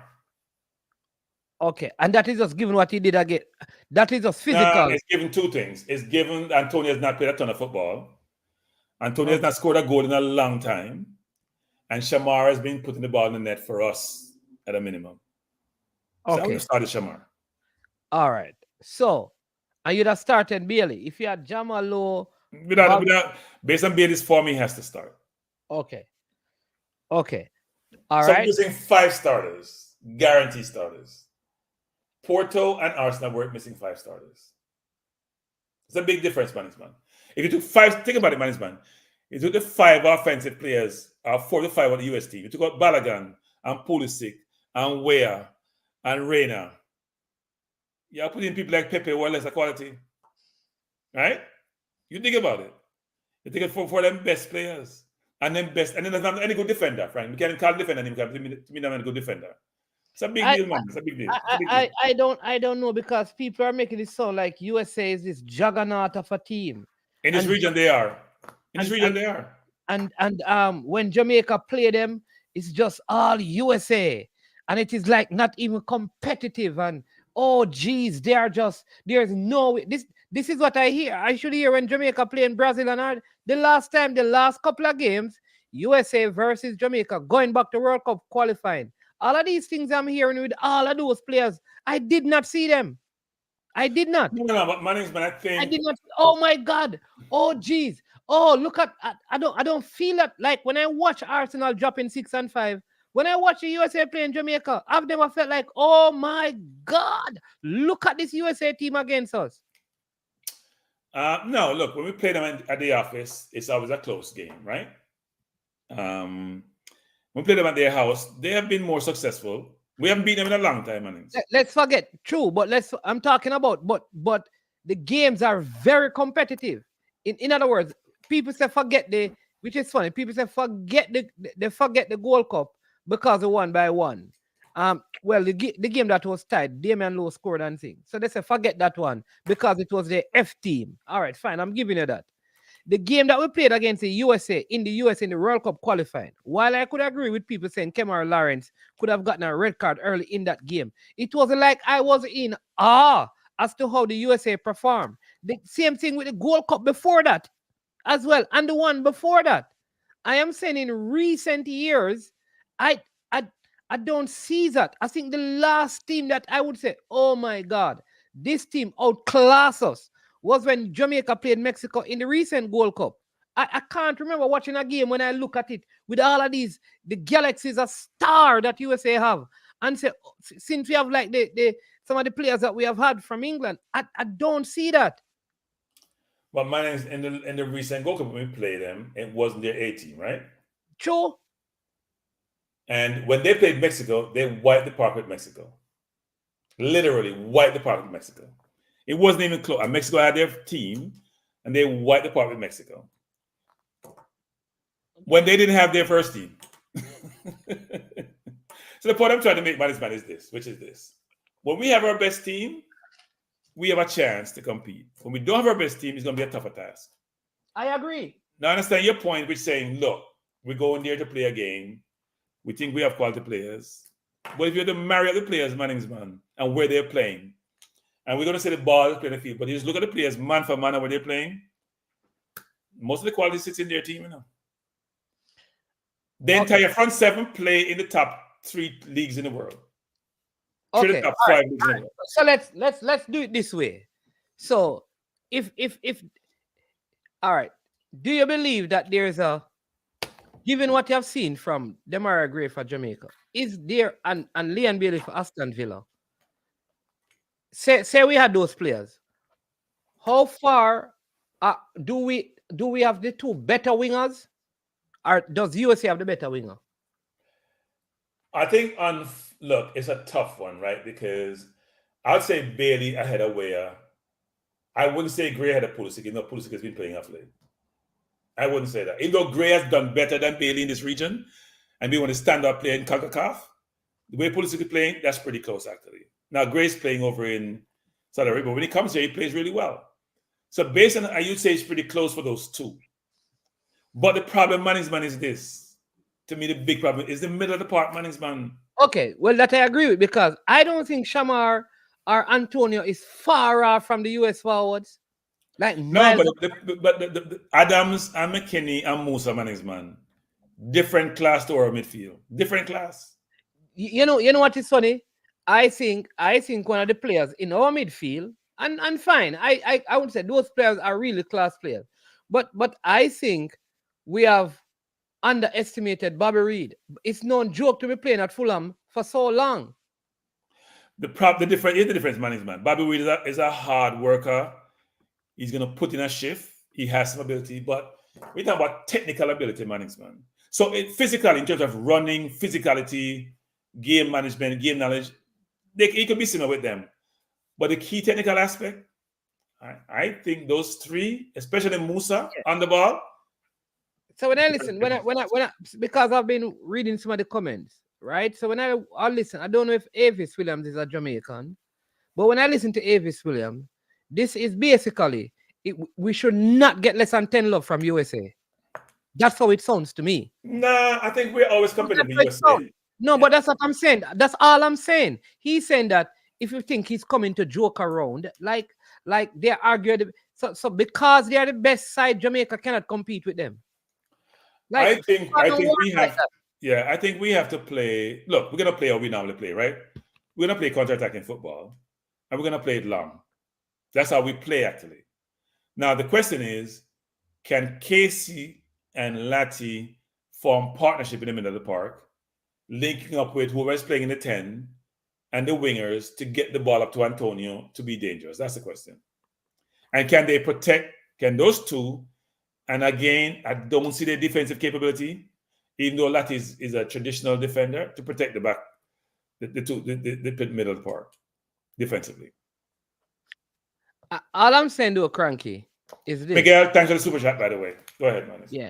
I believe, in my estimation, when I look at the Arsenal midfield versus the Porto midfield, they are miles apart. That's my estimation. Mannings, I think the reason why we think that, I don't agree with that, Mannings, man. Here's why I'm saying this. So a lot of people don't know the Porto players. That's the first thing. They're in the Champions League, Mannings, man. They got through their zone. They must have been doing something. Struggling. They are struggling in the Portuguese league. I watched them. They played over the weekend. They were good over the weekend. On the Friday they played. I thought they won. Did they? No, I thought they won on the Friday. They played early. I must be a different. I thought they won on the Friday, man. I thought they won on the Friday. Okay. But they went to their zone. They are third. They went to their zone. Fine. They didn't fear us, management. They didn't fear us. Another thing to management. I played against. All right. They didn't fear us. Luton and Arsenal play 4-3 game. My issue 4-3. You remember that game, right? Well, Luton, everybody have 4-3 game management. No, the point I'm making that even when you have players who are superior, there are things teams can do to get results out of game. I've seen City taken how long to get a point? Was it City or was it Liverpool versus Nottingham Forest? But Mannings, I must stop you there. Yeah. We're talking about, so when we're talking about these discussions, it's not about exceptions, it's about norms, right? We can give examples of where, you know what? Look, guys, this is not always the case. But on a normal situation, we say City would beat Luton. There would be most teams, apart from maybe the top I'm not sure which top because they beat most teams, apart from maybe Tottenham. Apart from maybe Tottenham, they beat most teams than Liverpool. Yeah, remember my issue, because my issue is not that the USA cannot or will not beat Jamaica. How it sounds to me is USA is a team that is mile ahead of Jamaica. We can't even compete against them. That is what I'm getting from the people. Like, this is a waste of time, and this is not the first time. It happened when we were going to play Canada. The impression that many people had is that it was a waste of time for even Jamaica even travel to Canada, because there's no way a Jamaican team can beat the likes of Alphonso Davis and Tajay Buchanan. It is football, people. It don't matter how talented a team is. If they don't come and apply themselves and the team applies itself, you can get a result. Management, it looked that way for a game and a half. It did look that way until the boss took over. Mannings, it did look that way. So it wasn't necessarily the wrong way of thinking. It just that somebody, at this point I'm trying to make Mannings, this is that. And we won the game in the middle of the parking lot, Mannings, man. We were losing the game in the middle of the parking lot, and we won the game because we had a player who went in there and changed the game, Mannings. We talked about how when your goalkeeper, Mannings, is being lauded, you know your game may not have been that great, Mannings. But I always remember this. When your goalkeeper save you, then you know that you were struggling. Yeah, but one half, I would say Canada dominated, one half Jamaica dominated. I would say one half Damian Lowe dominated. Well, if you want to say it that way, but it's still Jamaica. That's the way I saw it. It's still Jamaica. But and Nicholson finished that domination. The point I'm making, people, is that, and this is my opinion, how some of you sound, I don't believe that USA, as far as when it comes on to male football, they have always failed to deliver. So I don't think USA is like they're so way ahead of Jamaica. That's just my opinion. Impact is our it's not our B team, it's our A team. No, it's minus 5 starters as far as I'm concerned. Impact. 4.5 starters. If you want to say Antonio versus Nicholson, we may hesitate about who we start, but I think it's at least 4.5.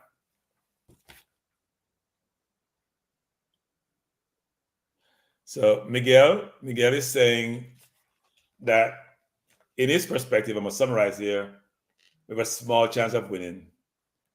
So he just gets the flu. Did they get any flu in Texas, Miguel? But Miguel, we're gonna turn up, Miguel. We're gonna turn up. Look, Miguel, is your perspective, and we can't knock you for your perspective. We believe that the team is gonna be competitive. The question is how competitive. Let me give you an example. Trinidad is also going to be playing against Canada. And I don't think it's a walkover, while I believe that Canada has players who are of higher quality. Because this is football. I see Brazil struggling nowadays against Bolivia. Brazil struggling against everybody. This is football. And when you talk about the quality of players that play for Brazil compared to Bolivia, it is miles apart. This is football. And a lot of football is about application on the day. So all of you who believe that Jamaica have no chance of winning, you're some of the same people, I believe, who said that Jamaica had no chance of beating Canada. I was on social media and I heard that. Many people. I would never say no chance, but I think from a probability standpoint, I gave my percentage earlier. I think we have a 15% chance of winning, a 35% chance of a draw. It's going to be tough.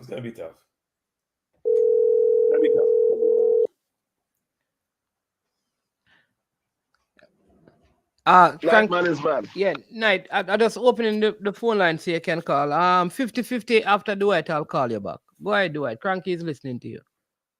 Yeah. In regards to the match against USA, as you have identified, our team plays a lot of long ball and we don't retain possession. We just don't have a midfielder and even a player in the squad right now that controls tempo, reads the game and knows when to pick it up and slow it down. The closest player I think that we have can do that is Bobby Reed, but he doesn't play in the middle, and he doesn't drift in centrally. That's what we get with Damari Gray. You would see when Damari Gray gets the ball, holds the ball up, or sometimes he'll turn up the pace, him and Bailey and whoever's on the front line and Boza, to attack a team when they see the space and opportunity. That is what Jamaica needs to solve between now and the Copa and the World Cup qualifiers. That's our biggest issue, because we don't have that player that knows when to hold on the ball and stop it. If we lose the ball, it puts immediate pressure on our back line, and that's where I can't disagree with that perspective in terms of the midfield is a challenge for us. We all have to be honest in that. The midfield is a challenge, and I think Damon Lowe should have showed that up actually when he played against Canada. You need two things. Go ahead. It's not only a physical challenge; it's a tactical and a mental part. That it's the intelligence. It's a tactical intelligence that we need there. Well, no, it's more than tactical intelligence. You have to have the skill set to play there, right? So, even if you have the intellect, the question is, do you have the technical ability to play there? Right? Decision making is one thing, but do I have the skill to do what I need to do? Exactly. Because what Lowe did, now I don't think Lowe can do it for 90 minutes. Lowe knew when to press Canada and force errors up the pitch. And he also knew when to set back and say, okay, let me break up that play in our defensive third. Right? He knew that, and he read the game, and he Lowe, how would I put Lowe? Lowe has the brains to do it. He doesn't have the physical capabilities to do it for 75, 80 minutes. That's why he doesn't play that position for club and country all the time. So I saw Lowe roll differently how he played, actually. You know, this is going to sound really bad, me saying, I'm going to say it anyway.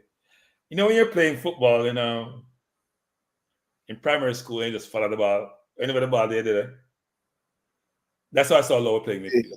Anywhere the ball was, that's where he was. Now, it was very effective, but what he was doing was not giving the midfielders any room to operate. So if the ball was in his defense, he was there. The ball was in the middle, was there. Was up front, he was there. He was all over the park. And it's hard to play that way for 90 minutes or 90 plus minutes. It takes a lot of energy. But I think what he did really impressively, which people don't seem to focus on, is when he won the ball, what he did with it. He played it forward quickly. Yeah. He got the ball to his teammate in good positions when he won the ball. You think, all right, so let me give the people a little spread, right? Because I think we can, I don't want to, let me just give you. So some of the most recent games, all right? USA, Jamaica in 2023, 25th of June, 1-1. The 16th of November 2021, Jamaica, USA, 1-1. The 7th of October, USA, Jamaica, USA 2, Jamaica, 0. The July the 26th, 2021, USA 1, Jamaica, 0. In the March of 2021, USA 4, Jamaica 1. July 2019, USA 3, Jamaica 1. All right. In June 2019, Jamaica 1, USA 0. And in 2017, USA 2, Jamaica 1. The point I am making is that this, to me, in terms of this raw score line, does not paint a picture of a team that is so superior. Because my feeling, and I keep coming back to it, I am not here and saying that, Jamaica is going to dominate USA. No, we are missing players. It will be a very difficult fixture. What I cannot appreciate is the notion that when Jamaica plays the USA, there are certain games that brings the best out of your player as well. To me, personally, I think the team that I fear Jamaica getting results from the most, for me, is Panama. I think Panama is the hardest team that we play. But USA is the team that I believe that with our best players, and even I think even a team like this, we can get a favorable result. It will be extremely difficult. But I don't think it is one of the teams that blow out Jamaica and thing. We used to feel a way about Mexico.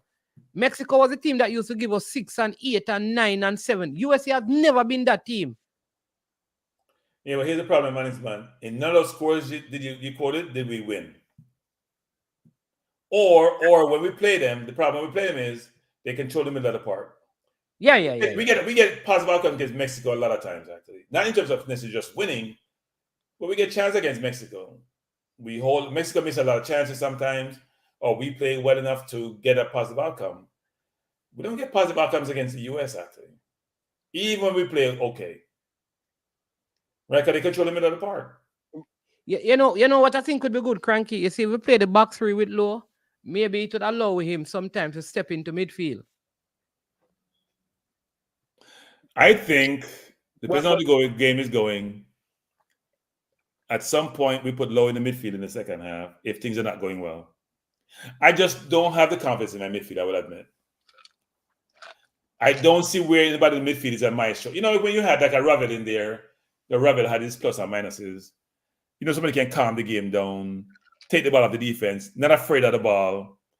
I don't see Lati has that comfort with the ball to do that. And Casey sometimes up and down when he's in this region.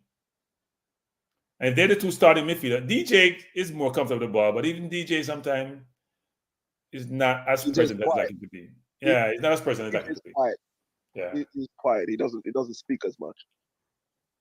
So, management, what I would take, first of all, there's one thing. Jamaica is very comfortable playing in the U.S. Very comfortable. It's probably one of our, if we had a second home stadium or another stadium, it would probably be in Texas. If you had playing in the U.S. because of the MLS experience, because of the Gold Cup experience, our fans, our team is very comfortable in that environment. So hence the one goal games and things like that, where we're not out of our comfort zone when we're playing in the US. The biggest issue is as what Kranky is saying, is who is, and this is where it comes into team communication and cohesion, right? Who's that player in the middle that's saying, brother, we are lose the middle. We need to control the middle, lock the middle. You need to slow it down and turn it up. Who is that person that is reading the game like that and talking to the rest of the teammates to say, hold on, Bobby, I'm going to swing the ball upon you on the wing. Hold it out upon the wing until we build up on it. We catch the winner and move up the pitch, right? You need a player like that to control. Basically, it's a coach on the field that is reading what the whole Grimson is saying.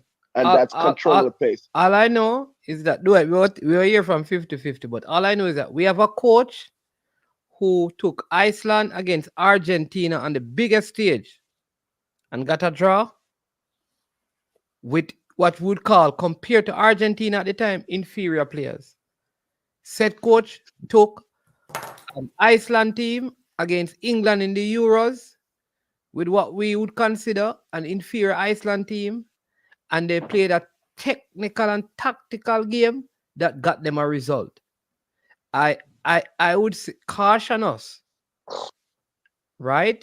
Because sometimes, again, football is not just the skill level of players. While that is very important, and I do agree that USA has some very good players, but sometimes being able to set up yourself tactically and play discipline is very, very important. Management, last time Jamaica played discipline for 90 plus minutes against the US. We've done it against Mexico, but not against the US. When we played them in the national stadium, in the World Cup qualifiers. Yeah, Jamaica should have scored that game with the goal. That was a very disciplined game, because it's not like USA were creating loads of opportunity. Did USA need to get a result in that game? Of course. Yeah, I remember. Yes. That's why they robbed us, because USA needed a result. But let me take a next one, but thanks for the call. Right. Yeah, man. All right, bless. Yeah.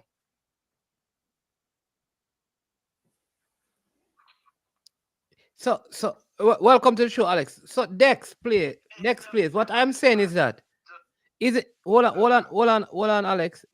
People, the ability to defend well is a critical component in football.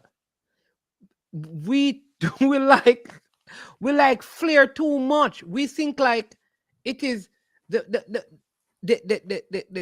creativity and the offensive flair that makes, like, that is why Arsenal fans don't talk about Gabriel. They talk about Saliba because he's a Rolls Royce. Yeah, but Gabriel is a tractor cheerler. Who gonna talk about Gabriel? No. I so every game people talk about Arsenal defense, Saliba. People, the views being expressed right now are management views and not the views of Kranky. But Alex, what say you? Welcome. Good Hey, night. what's going on, fans, man?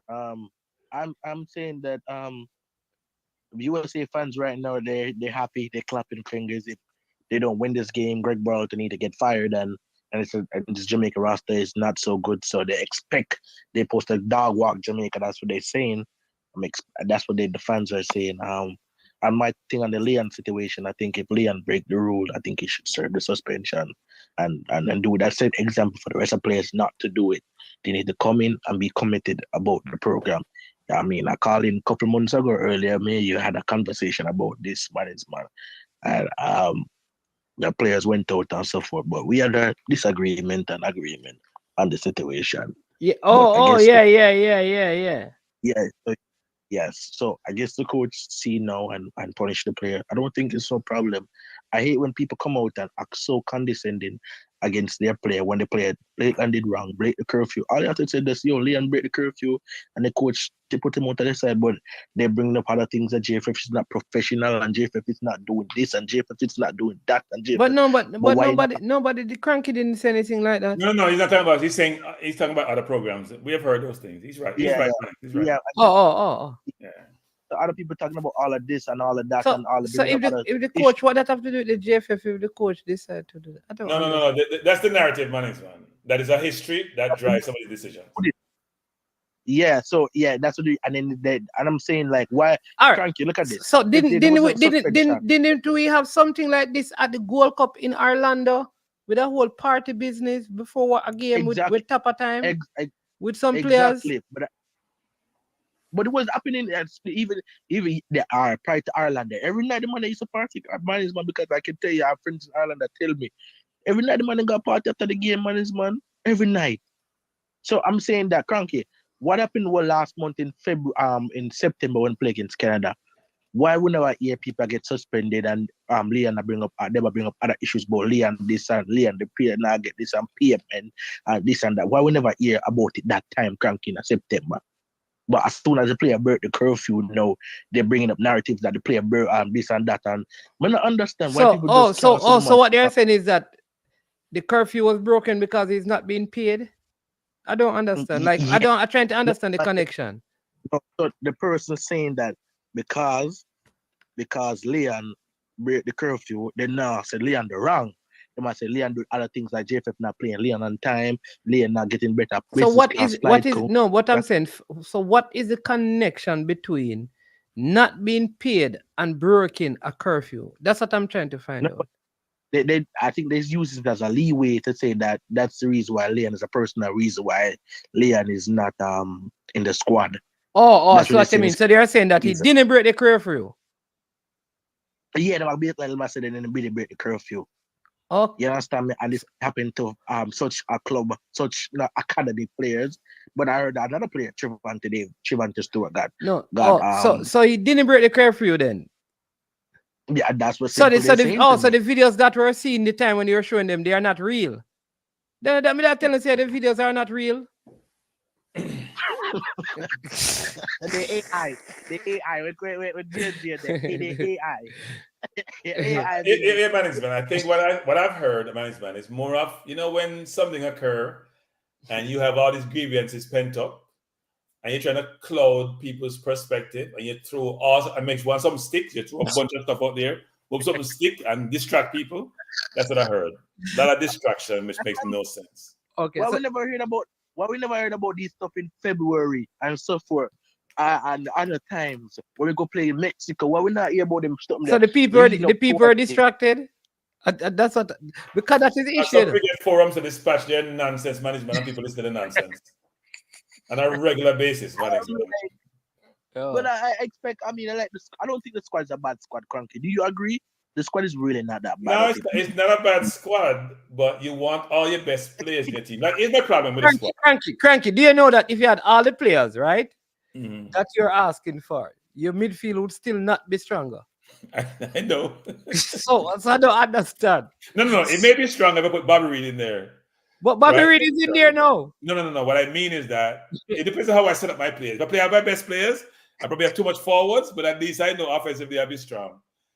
We know the midfield is no. Here's the thing: you want all your best players. All I'm saying is that no, fine. But if Bowser was there, them are right. Man, we're missing one of the best players in the Premier League. In the defense, in pin-up. Ethan, no man, I am agreeing, But I'm saying that it wouldn't change the dynamics of your midfield. No, it wouldn't change the dynamics. No, the midfield is what the midfield is, man. That's the point. So really and truly, it's from this group of players in the middle that we would still have to contend with the McKennie and the Tyler Adams. Yeah, but here's the thing, man. When Gray get the ball, it's a different story, given how he's been playing, right? Okay. When Gray is playing and he comes deep and pick it up, it's a different story. And he's shown in this region that he's a force to be reckoned with. When Nicholson is on his game, which he was in the last round, it's a different story, right? We're going to depend on Antonio too much, and Antonio right now breaks down a lot. And we can't push him to. He shouldn't even play 90 minutes, man. Give him. He just came back. In play last West Ham game good still not Kranky if you're watching. He played well, but Antonio is one step away from pull a fat. Pull a fat regularly. Would you start the young kid called Bailey Kadamataria? That's how you pronounce it. No, the team we pick here is the team I think I would have. We would use experience with Low versus the kid. Yeah. But the kid should get some game time. Okay, man. That's all I have to say. Big up on yourself, my dear. I appreciate the call, Alex. Appreciate the call. Yeah. All right, Alex, bless it. All right, Cranky's YouTube adopted son have been trying to call, so let's get him back online. Presser, 50-50. Oh, he's here online, man. 50-50. So what name are we using tonight? I'm sure. Simon Jordan. What name? Welcome to I'm Sure Sport. Simon Jordan. Hey, listen. That's the man. That's the man who hate Arsenal. I would like to see him on Piers Morgan debate. No. He doesn't hate Arsenal. He doesn't hate Arsenal. He doesn't hate Arsenal. He hates everybody. He hates everybody. I see Ria calling out Piers Morgan.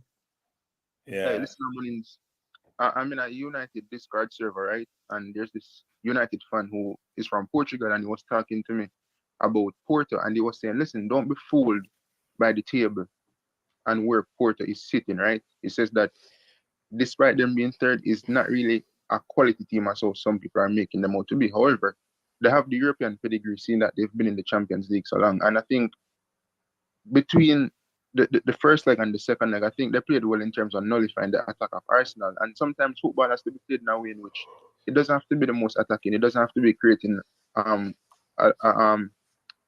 overload, and it doesn't always have to be creating chances after chances. Sometimes you just take the game by stages. You nullify this team's attack, the next team do that to you, and then if you go to penalty, you go to penalty, and whoever win. And I said that to say that with this United States team, right? I know that we have a depleted squad to a certain extent, especially in the midfield area. We don't have enough steel and enough quality for like ball retention and finding passes, etc. Right? And like controlling the game in that area. But I do believe football can be played in different variations in which we can also nullify the United States national team in different ways and in different parts of the game that will benefit us in some way, shape, or form. Because if you look at the team that we have, yes, we don't have the likes of Leon Bailey and Demarai Gray and Shamar Nicholson is on a suspension. However, we still have respectable players who are quality players who can hurt this US men's national team. And I think some people are being fooled by the fact that US have well, if I look at the US national team, they have players who play for good respective clubs now. But I think some people are over analyzing it and looking at it like, oh, Christian Pulisic play for the BVB and now he's at AC Milan and the Balogun, the Monaco and these clubs.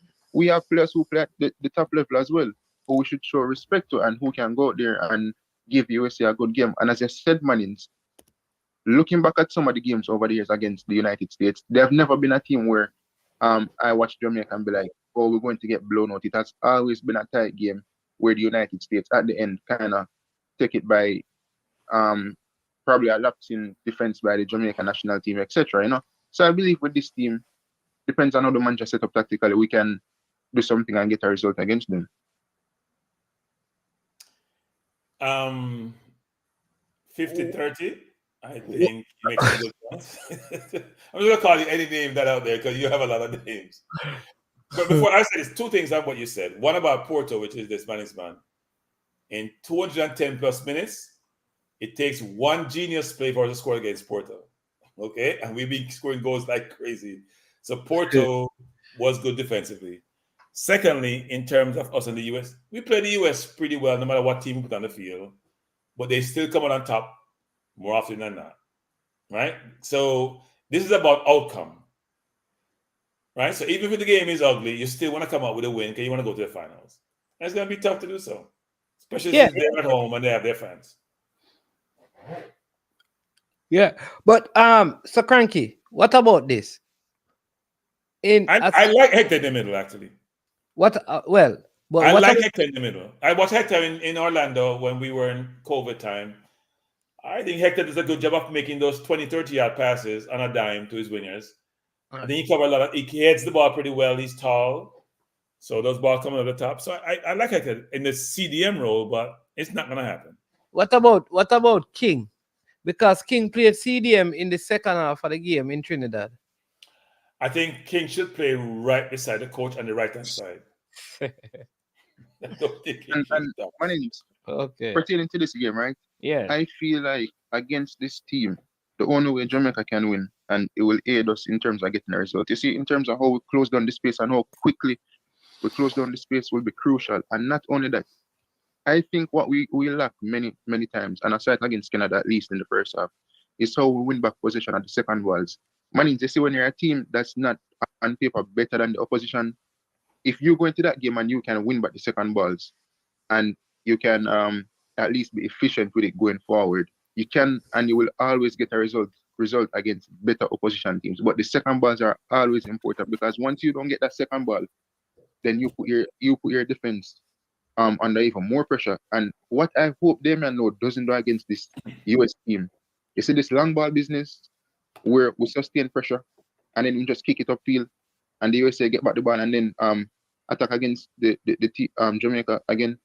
That can't go against this US team. You don't want Michael Hector to post up and lay off a couple of them balls to Jamal Lowe. That could be a strategy, you know. No man, Michael Hector play better long ball than Damian Lowe. Damian Lowe just kick it back to the opposition. No, look. I think Damian. I must say this about Damian. I get grief about this. I think Damian Lowe's performance against Canada. We should use Canada game for example for anything. I think Damian Lowe's performance against Canada is probably it's one of the best performances ever for Jamaica in a half of football ever.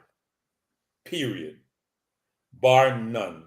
And it should not be used for example for anything because we don't get those type of performance from players. And it wasn't as if the player scored a goal, right? He had assists. It was just about how the player just covered the entire midfield and created fear in the opposition, whether it's by how hard the tackles were, winning the ball, clogging up space. It was one half of total, we call it destroyer. That cannot be the example for anything because we don't get those performances out of the team. Maybe what Gray does sometime in terms of on the wing creating chances, but Gray doesn't play defense. It's a different thing. So we don't use an example. I would say that it's going to be a really tough game. Really tough game for Jamaica. I think the US probably going very confident, actually. My question to you guys, right? God forbid we lose. But with having such a depleted squad, at least to a certain extent, because it's still a quality team. If we do lose, say, by 1-0 or 2-1, what would the feeling be like for you guys moving forward? Will you just accept it and move on to the qualifiers as well as Copa America, or will you guys be like over-analyzing the game and No, questioning? we have a third place game, you know. We have a third place game. We have a third place game. I want us to beat Panama. I want us to beat Panama. So beat Panama at some point. I'm concerned about Panama. We need to start putting a stamp on Panama. So if we lose against the US and Mexico beat Panama, we need to beat Panama. Mexico. Okay. Because Panama is going to be a World Cup qualifier, you know. In terms of Kranky, yes. you don't think KC Palmer is a good ball handler? And Daniel Johnson. He is management, but there are levels to this thing in the management. There are levels. Okay. There are levels. They're good at ball handler, but there are levels. There are levels. It's going to be tough for them. It's going to be tough. Yeah, man. All right, 50-50. One thing I respect about it that every time you want to talk football, the example that you use is always Arsenal and you're a Manchester United fan. It seems like you watch more Arsenal. He's a well-informed football analyst. And I think 50-50, you're a closet Arsenal fan. I'm a very no. It's not that. You see, I don't get. And then you have Shane Warne as your profile picture. No, let me tell you, I don't get caught up in rivalries and having that resentment or anger towards. So why is Shane Warne? Why is Shane Warne your profile picture? No man, Simon Jordan. Listen, no man. So I don't get caught up in that, you know. So where credit is due, I have to give credit monies, and I have to give credit to your team. You get me? I say, me not go talk football and be biased. And okay. When you be biased and talk football, the conversation not gonna. You get me? I say. But I think you're very knowledgeable about football because you support Arsenal. So and you should, because Man U not going anywhere, so it's a good thing. And I hear that Rashford PSG coming for some big money. They say there's no truth to that. British papers just like to write a lot of nonsense. That's not true. I mean, I'm dealing with the transaction for that one, so just keep things on the low. When the summer. No, I heard that's not the case actually. I know it's in the British newspaper. I heard on TalkSport that one of the guys who have knowledge says it's not the case. So. No man, TalkSport not credible. You have to check me. I mean, me run United, no, you know. The Radcliffe link me and me deal with them things then. Okay. All right. So listen. Let me just ask you this: What are your thoughts on the big verdict today? The big verdict? Yes. Cartel? Yes. Let me tell you, Manins. I didn't know you're interested in that. Listen. I'm not really interested still, but I figure people are. Well, deep down, I believe that Cartel is responsible for Lizard in some way, shape, or form, right? Might never be the trap man or the trigger man, whichever method. I like when people say it's irresponsible for Lizard. Right?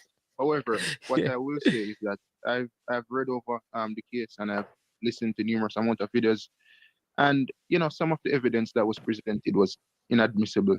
You know, they had the tainting of the jurors and the BlackBerry phone, which was the main key evidence in the case, which should have been thrown out, etc. So based on that, I think it was an unfair trial, and I'm not going to say he should be released if the what's the highest court in Jamaica again? What's the name again? In court? If the highest court? Yeah, if the highest the Court of Appeal. The one in Jamaica. Yeah, the Court of Appeal in Jamaica. If they see fit for the case to go to a retrial and they think that they can get him the second time around, then fair enough, you know.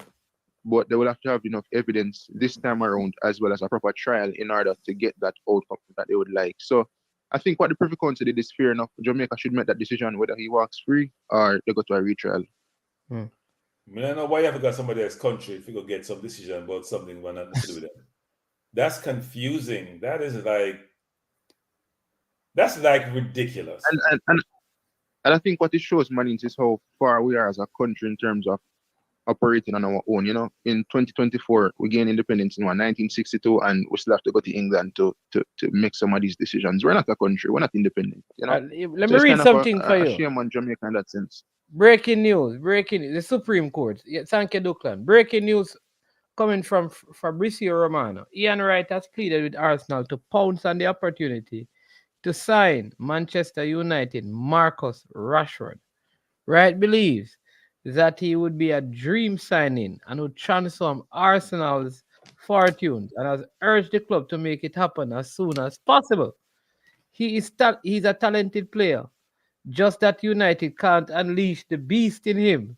With him and Saka leading the attack, can you just imagine how Arsenal will look like? Hey, Mannings, Ian Wright drink nothing else, so maybe when the Maxim was under the influence.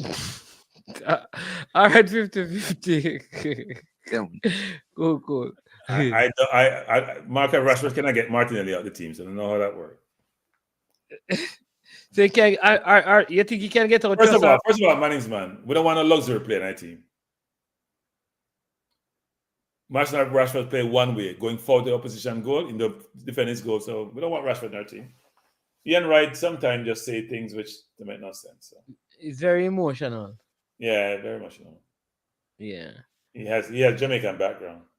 Yeah. Very evident, frankly. Yeah.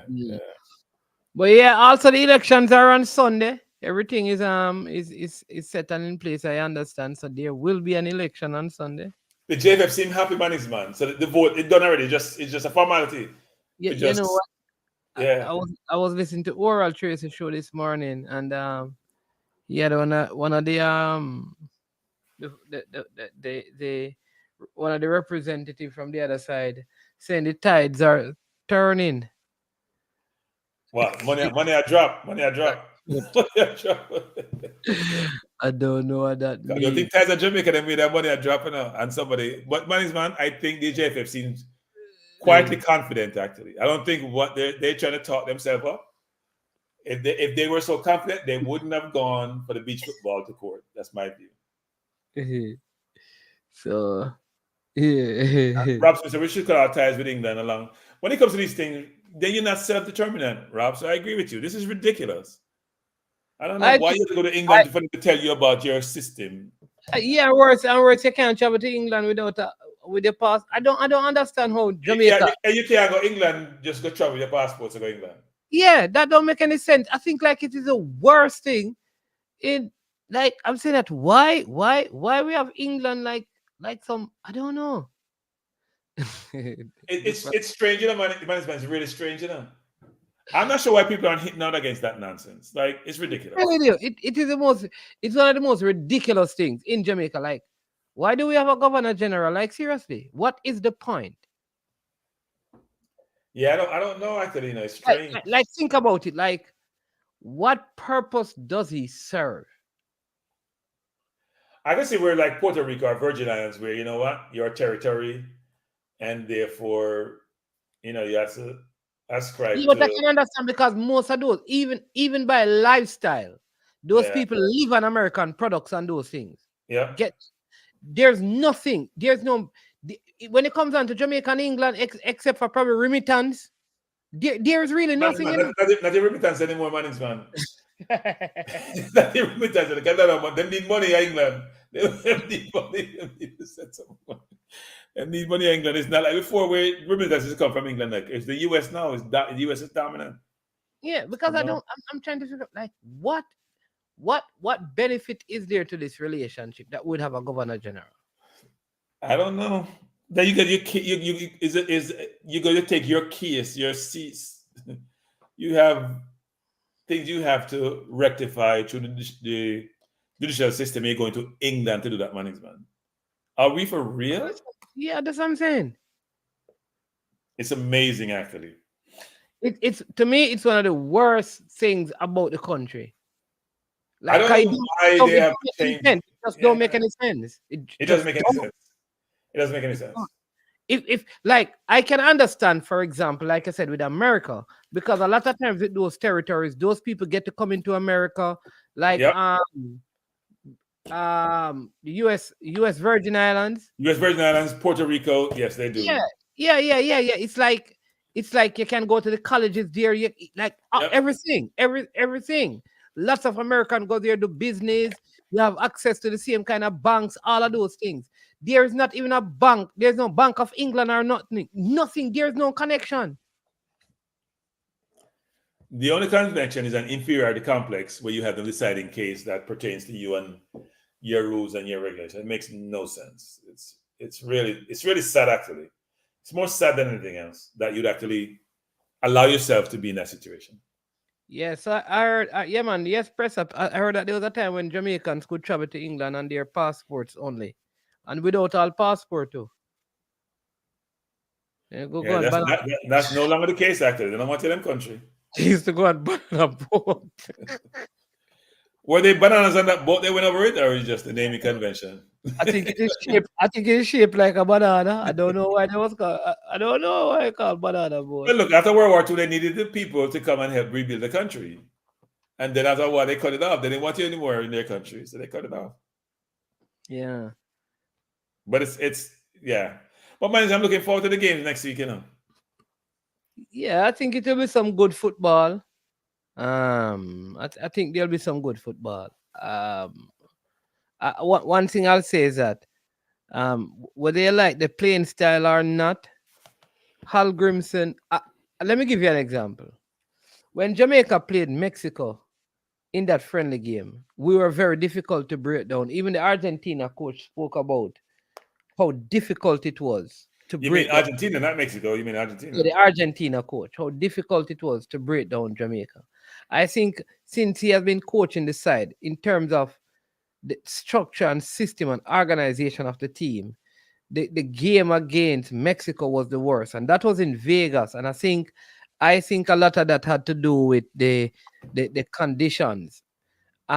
Which is something that I think we really need to look at, because you see, when people talk about 1998, we had a very distinct advantage in terms of the climate that our games are the weather conditions that the games were played in.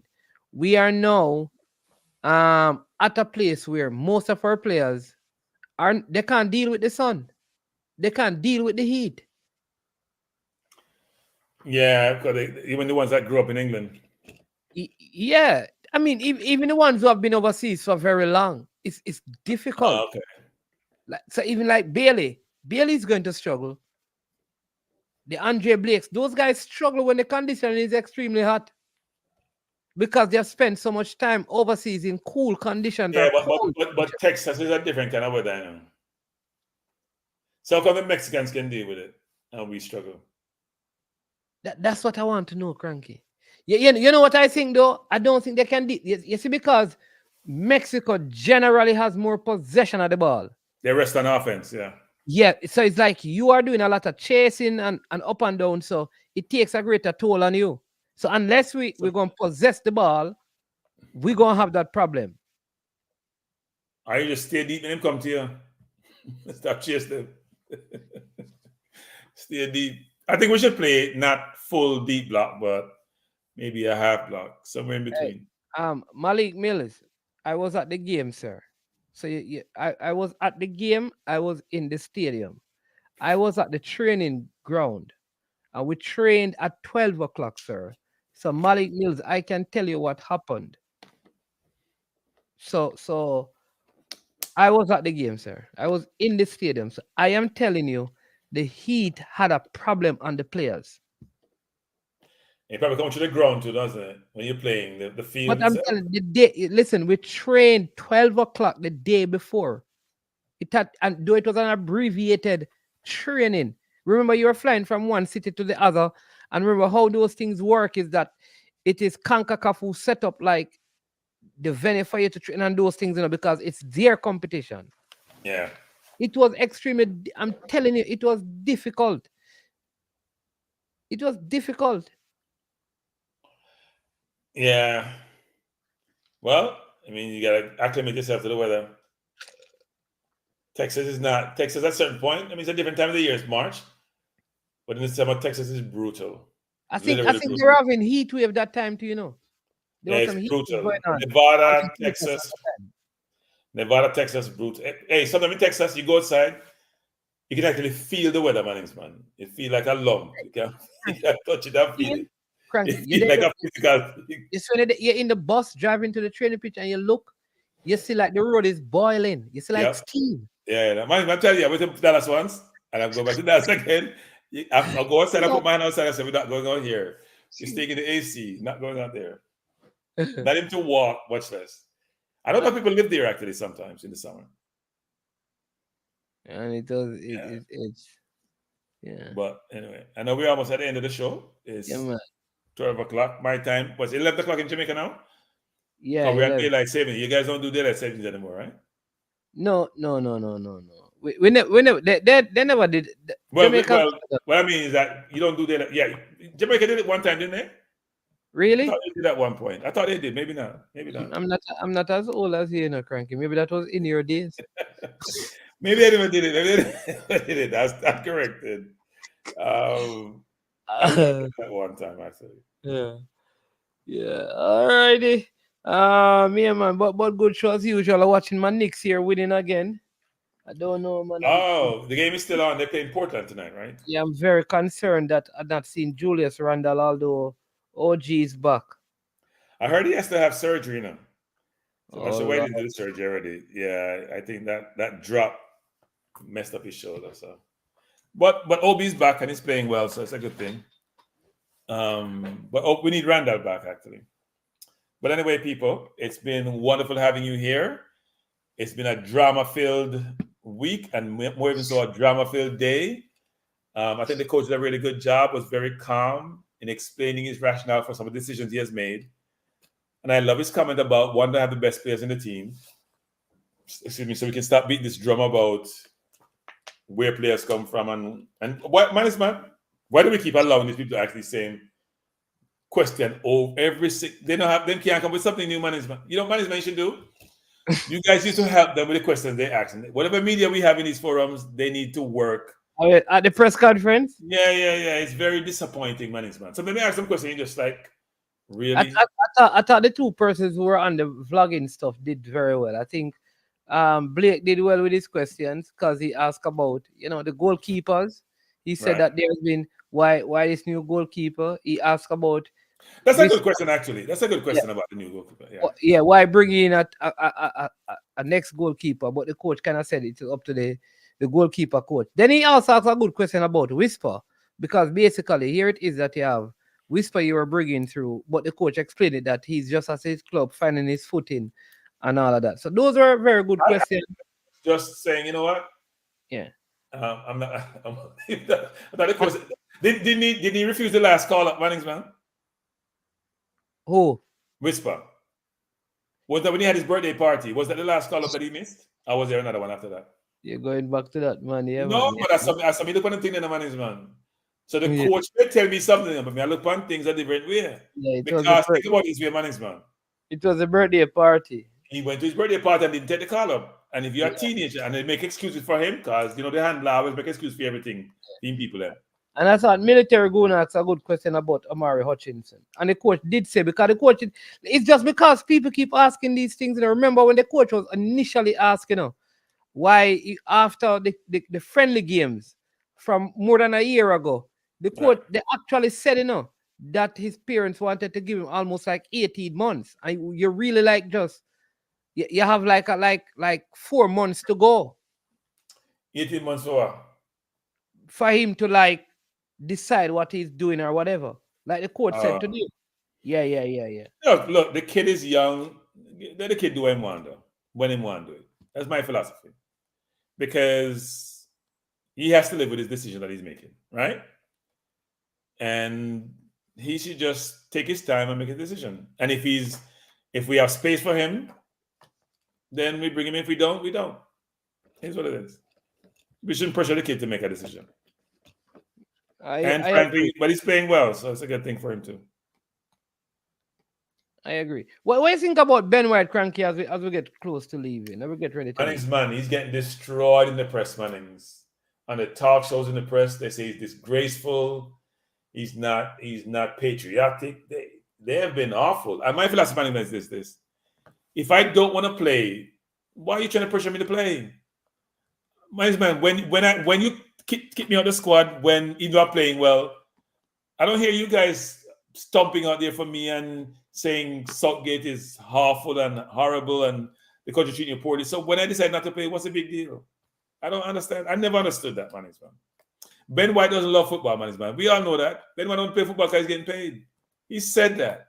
He doesn't watch football when he's not playing. You believe that? I do believe it. Ben White seems like a different animal, you know? Different person. I think he has some mental issues. I don't know if he has mental issues. He's not the only person. I think Brady, who's played for England, was like that too. They've talked about that. Some players, they don't watch football. They don't care about football. They're just good at it. So they Yeah, play. but why wouldn't he want to play for his? I mean, I don't think man. There's always man. Where there's smoke, there's fire. Remember when he got sent over from the World Cup, and they say for personal reasons. You forgot? Right. But the So court if said you that contact with somebody, the court said that there is no problem between him and then the other person. The court was saying that there's no problem either with that person. Man, that's nonsense. As far as I'm concerned, nonsense, Mannings. Why Nonsense. when the people talk, we don't believe what they're saying. We always believe there's something else. Mannings, there was a lot of stories coming out when he got sent to him in the Mannings that they had a problem with Holland, and the court said there's no such thing. So people just make up those stories. I think there's a problem with Sterling also. I mean, Sterling is not playing when to be in the team, but I think there's a problem with Sterling also. Mr. Sterling had when he had this fight with who? Was it Gomez? Yeah. Problem with that player. Yeah. I think there are certain things that no, he wants Ben White because he's lacking the James of the world. He would like Ben White in his team, but some players, management, don't want to sit on a bench. They don't want on bench management. They want to go take time off and be with their family. They don't want to be on a bench. Did Jamie Vardy do that for England? Saying in retired time now, stand behind Kane. I mean, they're not the only ones. People do that sometimes. What do you think Tony's going to do when he go to these games, management? Think Tony's going to start? When he go to the Euro, what is he going to do? He's going to sit on the bench and watch the game. He'll warm the bench. So I feel like Tony not going to be in the Euro team. Nah, he made the Euro. Look like Holly Watkins got injured today too. Oh. It's between him and Solanke, I think. It's between him and Solanke. Watkins, I think, is safe. Between him and Solanke. And if he brought him in now, man, he's going to make the team. He was out for 8 months, and he brought him in now. And Solanke's playing well, so I think he's going to be in the team. Okay. Tony offers something different from Holly Watkins. Watkins and Solanke may be more similar. Tony offers something different. Much more physical, good in the air, good with free kick.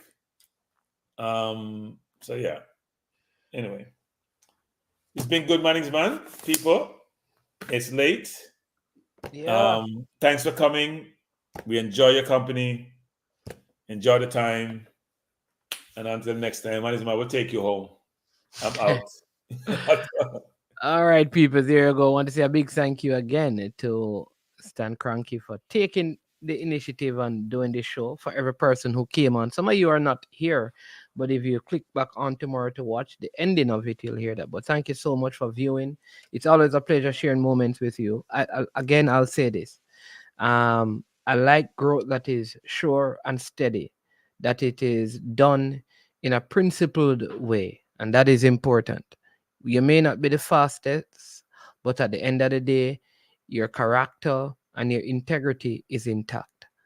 That 10 years from now, 20 years from now, you don't look back and have regrets about how you behave and acted, but you will salute because you would have presented yourself in a way that generations to come, it can be rewatched without your dignity being lost. So thank you so much for making this every moment a worthwhile one. You add value to the program as we continue to give you information that add value to your life. I am Management. This has been I Am Sure Sports. And as usual, when we get to the end of the show, we say we are over and we are O-U-T out of here. Yo, watch about dog, SK New Erdis, the body out there, Sniper King I represent for I Am Sure Sports. You get to me, I say, when you want the latest news and sports and updates and all of that, check out I Am Sure Sports. You know the thing goes in. Remember, cover the whole island. Remember Kingston, Westmoreland, Galchester, Ocho-Rios, Galtigo Bay, everywhere. I Am Sure Sports, check it out for the latest news and latest updates. Sniper King I represent. Where them feel like, yeah, someone on for the food from young, from where they knee height. I Am Sure Sports. Yeah, dog.